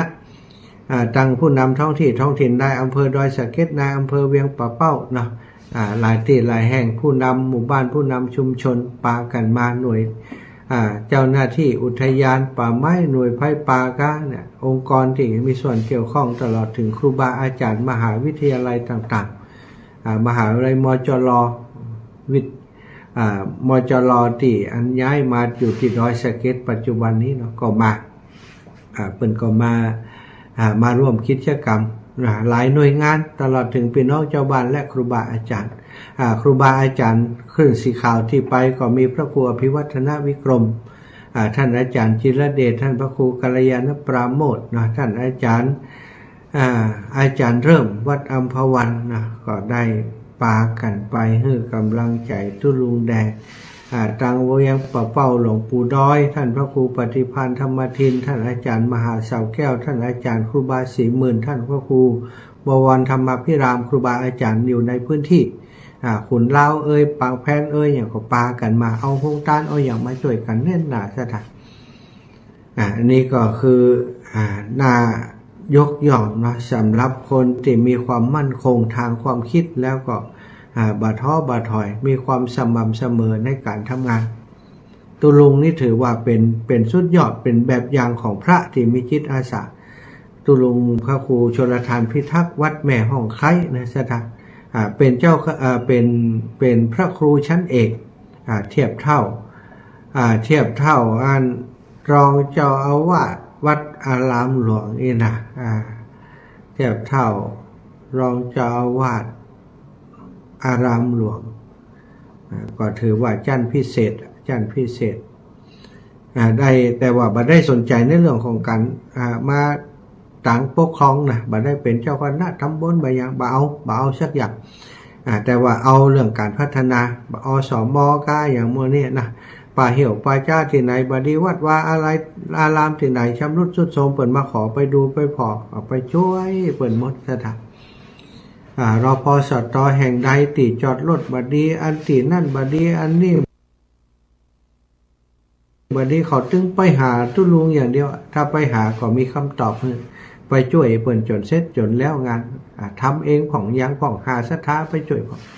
เนาะก็ขอชื่นชมเอาบุญที่ไปช่วยครูบาอาจารย์มาฝากมาแบ่งปันศรัทธาญาติโยมนะคนเฮาเนาะเป็นพระก็ตามเป็นเจ้าวาดฆราวาสญาติโยมก็ตามสิ่งที่จะต้องมีก็คือน้ำจิตน้ำใจไมตรีที่มีต่อกันโดยเฉพาะในเรื่องของการระลึกถึงบุญคุณของธรรมชาติและสิ่งแวดล้อมเป็นสิ่งที่สำคัญมากศรัทธาปัจจุบันโลกเฮาเปิ้นว่าโลกร้อนอีนะบัดเดี๋ยวนี้เลยยุคโลกร้อนมาแล้วเนอะศรัทธา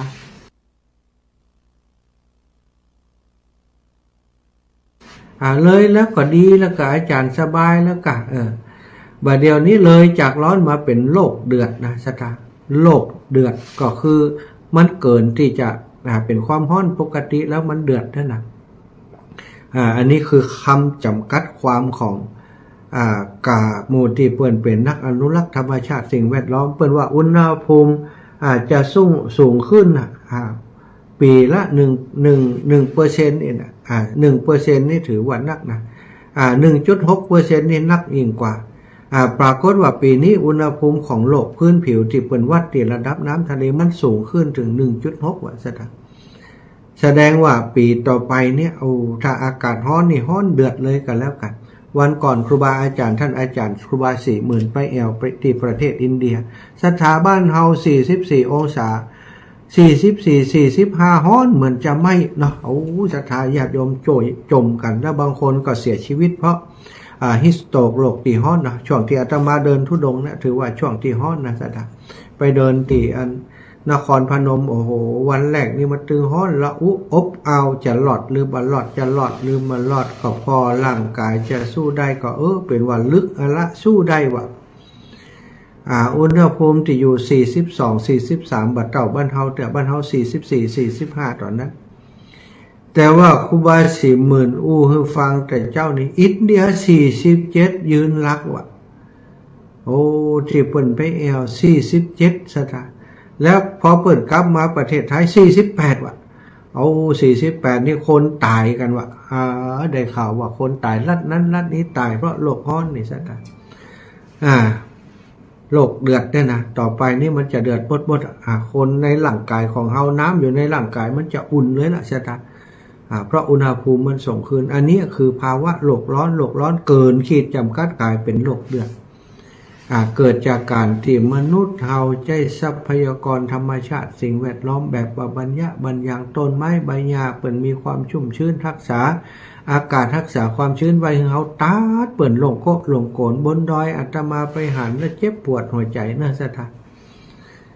ไม่ใช่คนโลกสวยนะแต่ว่าบางทีมันหันแล้วมันเกินไปโอ้เมียผู้บางจุดที่เขายังตัดแต่เนี่ยติดตัดแล้วก็ยังคนหัวล้านเนี่ยอย่างอาตมาเนี่ยนะกลางเวิ้งตั้งกลางนี่หายไปตั้งข้างมีเขียวมีอย่างอยู่แล้ววันหน้ามันจะไปเหลืออย่างขนาดเกิ้งเวิ้งตรงกลางเขาตัดไปแล้ว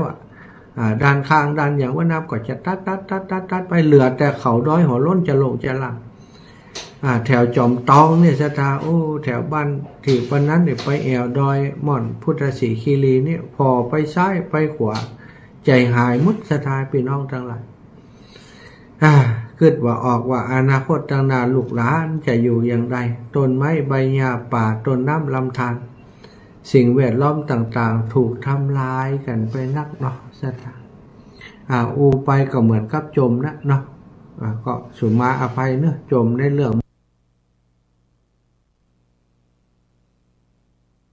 มูนี่คือฟังเพราะมันเป็นเรื่องใกล้ตัว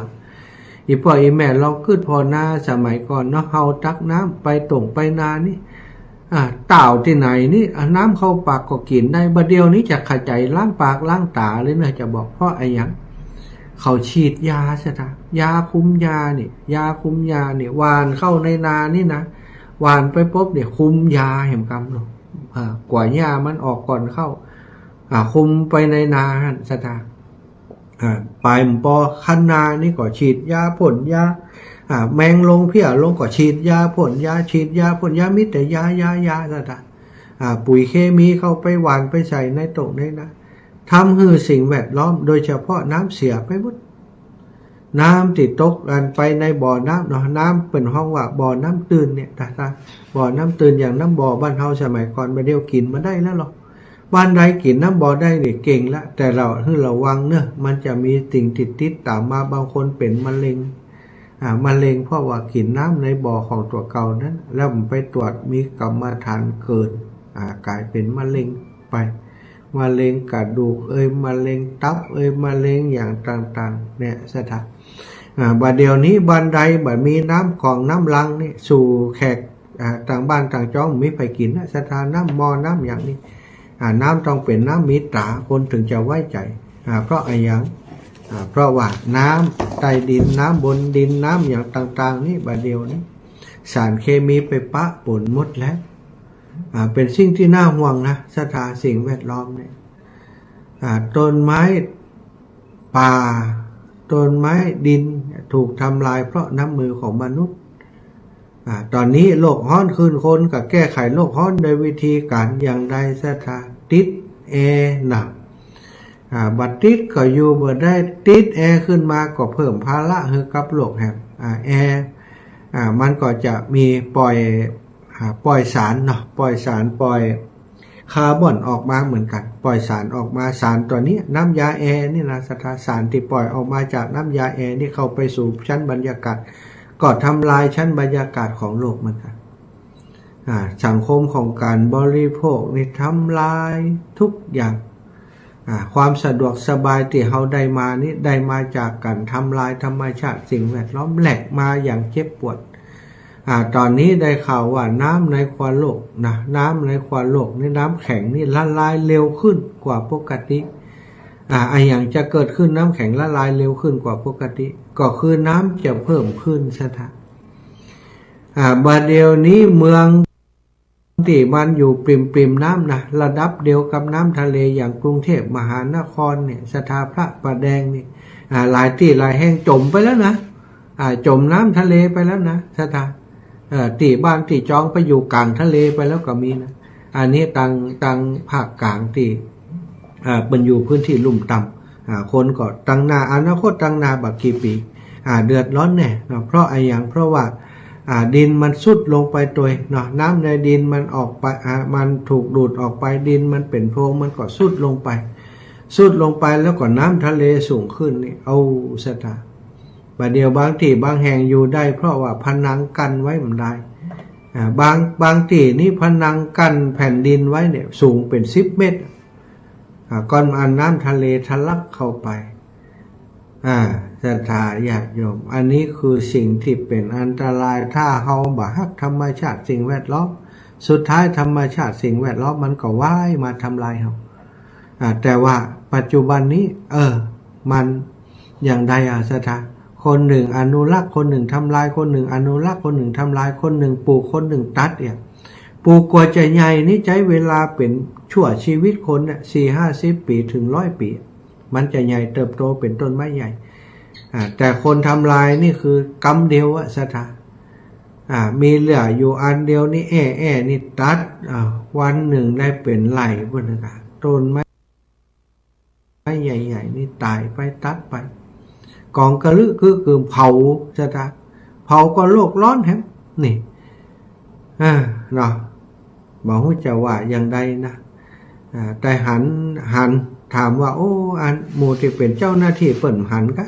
ก็แปลกเหมือนกันเปิ่นมาหันตอนเขาตัดเขาทำร้ายทั้งที่หัวเขาภูเขาเนี่ยต้นน้ำแต่มดมาโกงมากังเจ้าหน้าที่เปิ่นมาหันก็แปลกดิแปลกแต่จริง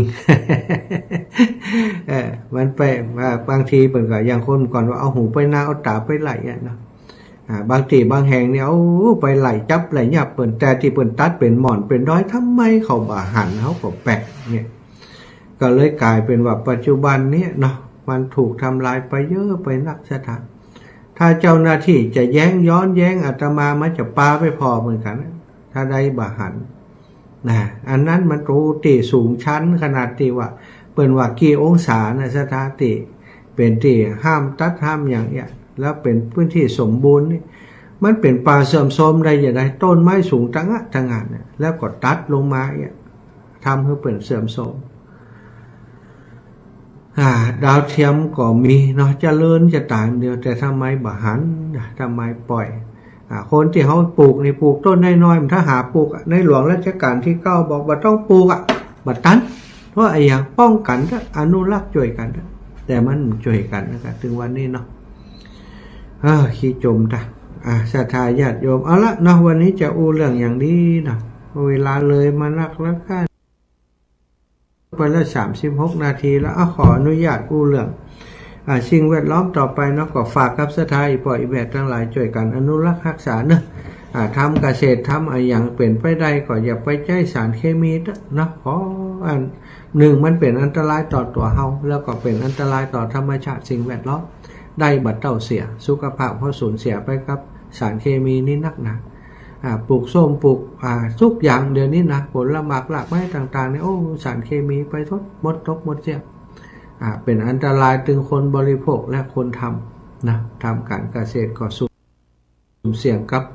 โรคภัยไข้เจ็บต่างๆที่จะเกิดขึ้นนะถ้ารู้จักพอเพียงพออย่างในหลวงว่าอาตมาว่ามีปัญหาในหลวงรัชกาลที่9เปิ่นทรงสอนเศรษฐกิจพอเพียงแต่อย่างว่านะคนเฮาอยากรวยเร็วอยากเนี่ยอย่างเร็วปลูกพืชชนเดียวปลูกอย่างเดียวปลูกกันนักอย่างเดียวมันก็มีแมลงแมงอย่างต่างๆมากกว่าก็ต้องสู้กันด้วยสารเคมีนี่มันแบบผสมผสานเนาะ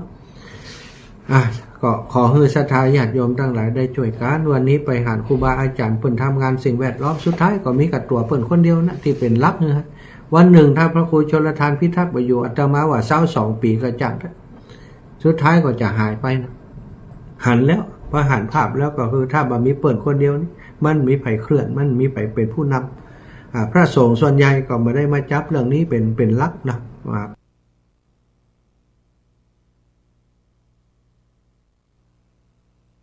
เป็นลักแต่ว่ามาเสริมแต่อย่างตุลงนี่เสริมมาเป็นลักคือครับเขาเลยมาเป็นลักคือครับโครงการนี้นะพอไปตั้งหน้าแต่อยากจะหันว่าคนตั้งหน้าสำนึกถึงสิ่งที่ตุลุงเปิ่นทำเนี่ยยึดถือปฏิบัติตามเปิ่น พระสงฆ์องค์สังฆเจ้ารุ่นหลังมาหันตุลุงเปิ้นเนี่ยอย่างอีก็อยากจะให้ทำตามเปิ้นที่หม่อนดอยนางแก้วอยากจะให้ทำอย่างอีทุกปีมาได้22 ปีแล้วเนาะก็ตั้งหน้าไปตั้งหน้าเพิ่นนะแต่รุ่นนั้นก็คือรุ่นลูกรุ่นหลานและรุ่นหมู่เฮารุ่นตุลุงนี่ก็คงพระครูชลทานพิทักษ์ก็คงแหมบ่เมินอาตมาก็แหมบ่เมินแล้วนะจะได้ดูจะได้หันมื้อนี้ส่วนอนุรักษ์ก็รักษากันไปส่วนที่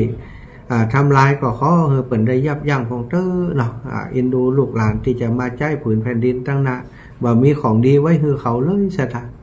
เฮาอยู่กับพ่อกับแม่กับปู่ตาน้าลุงบ่ก่อนนี้เปิ่นรักษาของดีไว้ให้เฮาน้ำตาน้ำคลองลงอาบลงเล่นได้กินได้ดื่มได้ซะท่าคุน้ำบ่อทรายแปลงน้ำบ่อทรายมันใส่แล้วก็ตักมากินได้บ่เดียวไปหายะเน้อหนักอันเนี้ยช่วงเวลาบ่กี่ปีเองสิ่งเหล่านี้เกิดขึ้นปู่ย่าตายายเพิ่นรักษาไว้ให้เฮามาเมินแต่บัดเดี๋ยวนี้มายุคเฮารุ่นเฮาน้ำก็แห้งไปป่าก็หายไปทรัพยากรธรรมชาตินี่ถูกทำลายไปเยอะนักหนาบ่ก่อนเฮ็ดหายไปหาเก็บที่ไหนก็ได้บัดเดี๋ยวไปหาที่ไหนนะเฮ็ดหายก็นอกจากที่เพิ่นเอามาขาย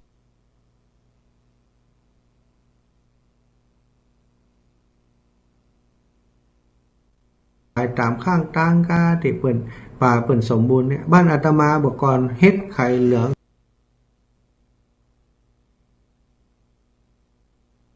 ไข่ห่านนี่ซะจ้ะไปเต็มบนบ้านนั่นไปกับแม่นี่หาบมาเป็นซ่า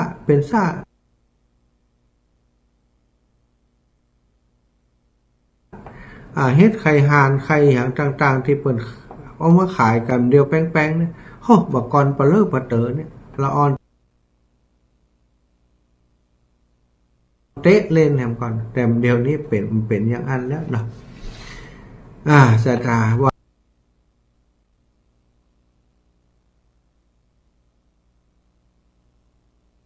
ฝากกันไปเถอะเนาะวันนี้ก็ถือว่าปารภฮือฟังใครจะว่าจมก็แล้วแต่ว่าปารภฮือฟังว่าเรื่องส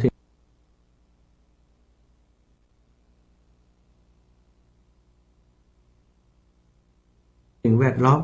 เป็นสิ่งที่เขาควรจะห่วงแหนดูแลเพราะมันมีผลกระทบกับเขาเนาะ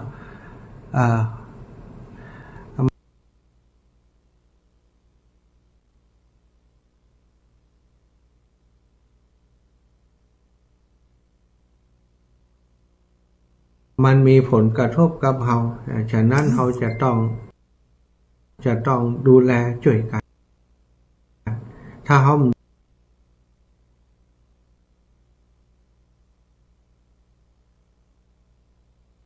ดูแลช่วยกันไผจะมาช่วยเฮาซะท่าโลกนี้มันใจของไผคน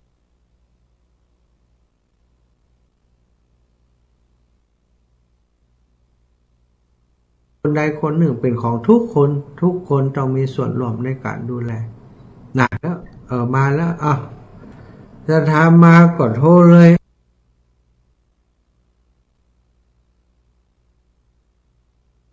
080884417308088441730808844173โทรมาเนอะจะตา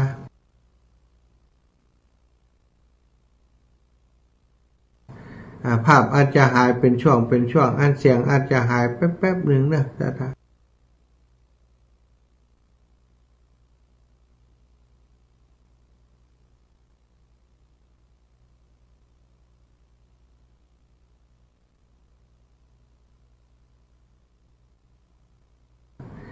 เพราะว่าอย่างก็โทรศัพท์มันว่าสัญญาณ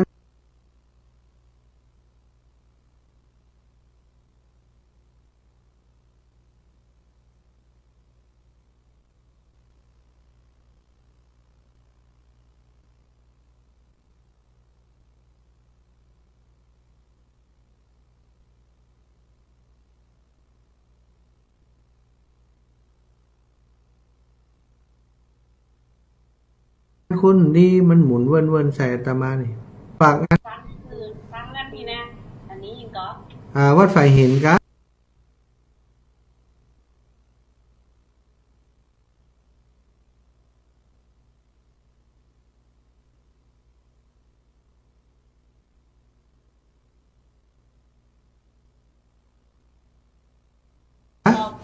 เจ้า อ๋อดีกะ เดี๋ยวได้ฟังสาธุวัดไฟหินมี104.50นะ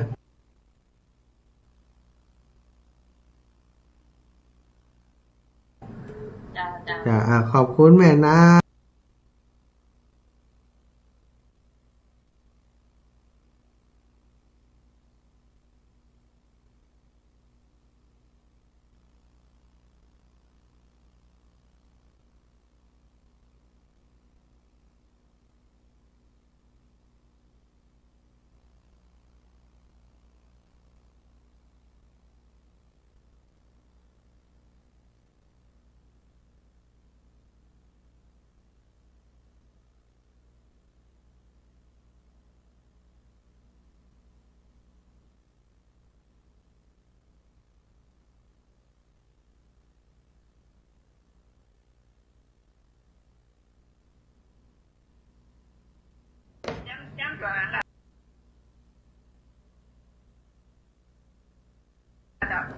ดีใจ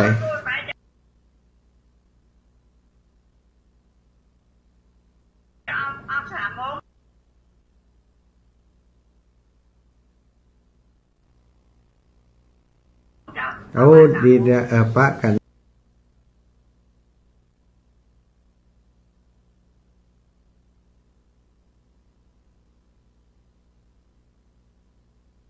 เนาะแม่เนาะ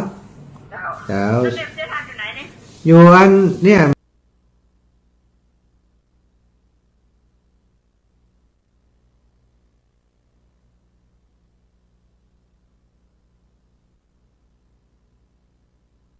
แม่พุทธมณฑลที่ได้รอเนี่ยแม่นอนที่พุทธมณฑลนี่เลยเจ้าเดี๋ยวดีจะโดนบุ๊กเห็นละโทรศัพท์นี่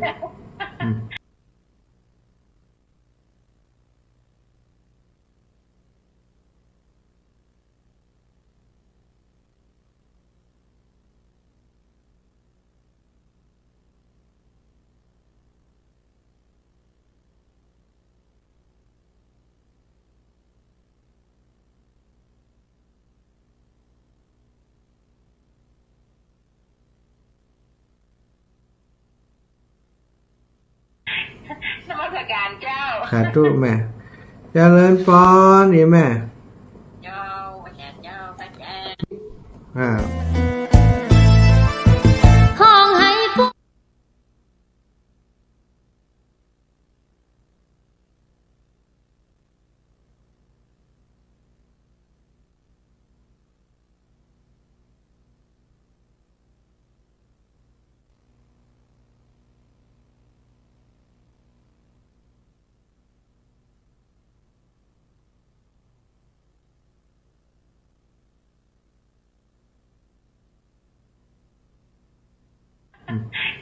นมัสการเจ้าสาธุแม่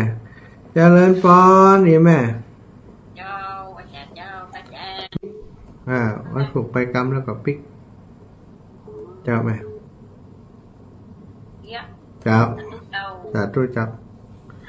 เจริญพร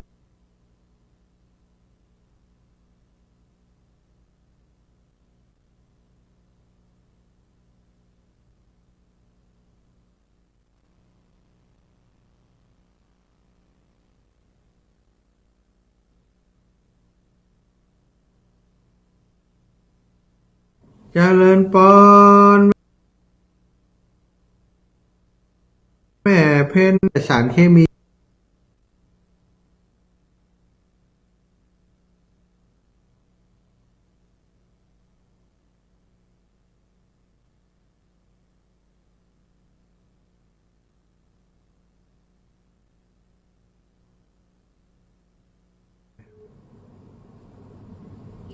เจ้าสาธุเจ้าเจริญพรแม่เพ่นสารเคมีนะติดละมันไม่คงอุตสาหกรรมที่เขามาทิ้งหน้ากันหมดแล้ว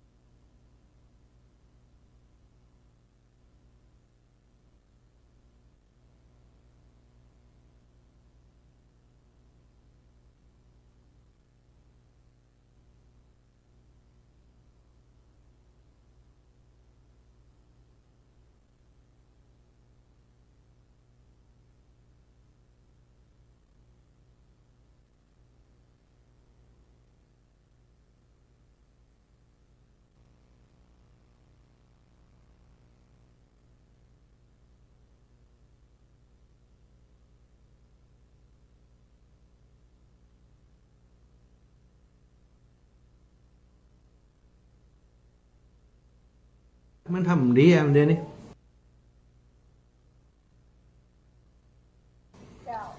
เดี๋ยวจะไปอัน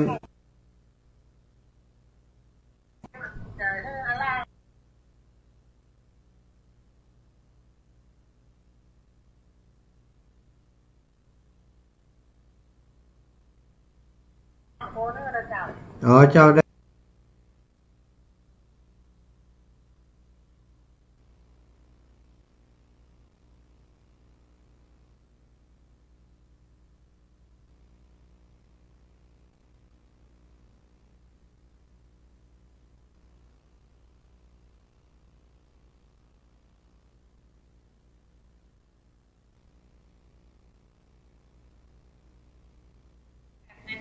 นี่โทรศัพท์จ้ะโทรศัพท์อีแม่เขาใจอันเขาใจเครือข่ายของทูอ่ะมันทำดีอ่ะเดี๋ยวนี้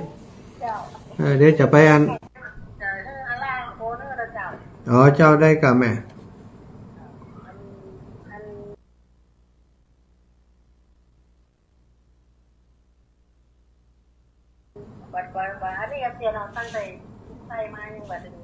ถึงกับจ่าแม่ถึง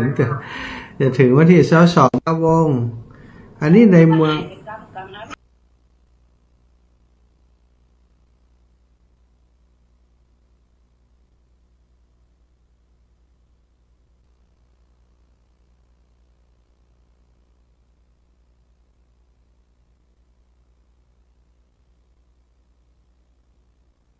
อีแม่มันเครือข่ายของทูมูบอะมันดีอย่างไรบ้างผมเข้าใจมันนี่สัญญาณมันเป็นอย่างล่ำเหลือนี่3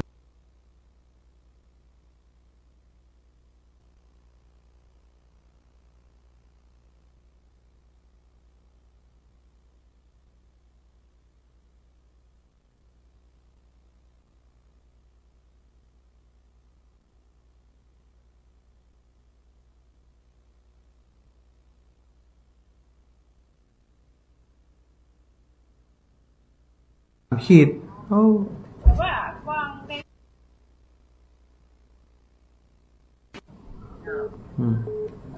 แล้วจะมาไม่ได้เหรอก็ต้องหาเวลาถ้าจะหลังจากเสร็จงานธรรมยตราเว้ย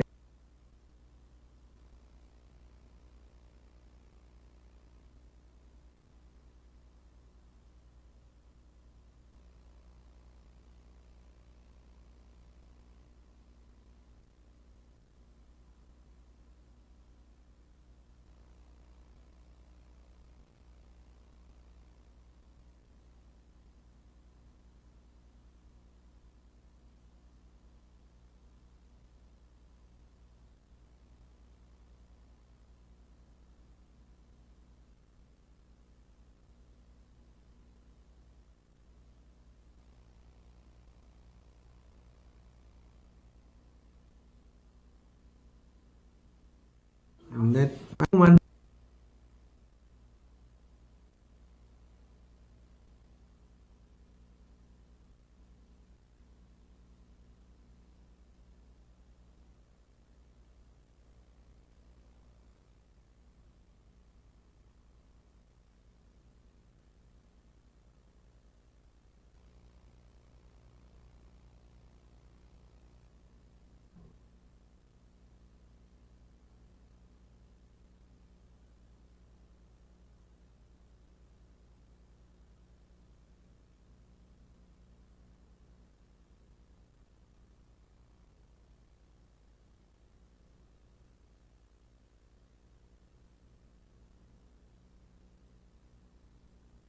จะเอากับว่าดาวหัววันกัน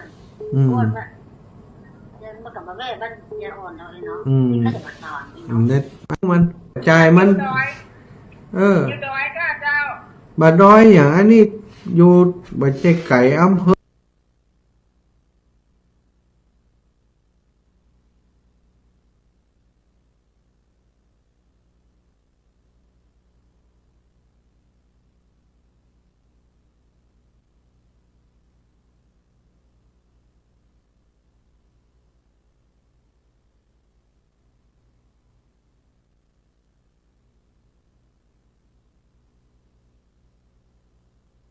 บาดเจ๊ไก่อำเภอ บ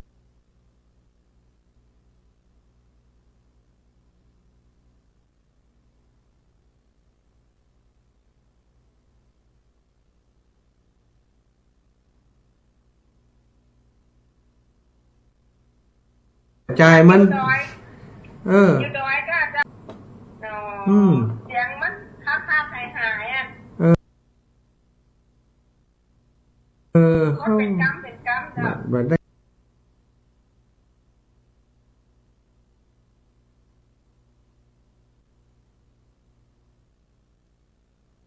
เลย ไปอยู่ละมันไม่ได้ยินนะเจ้า นั่นน่ะเขาเสียอ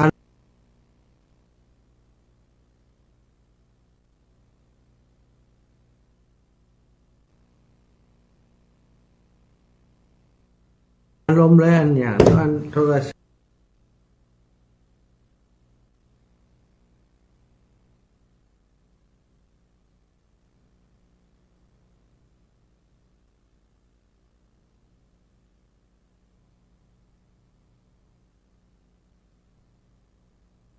ไก่อำเภอดอยหลอ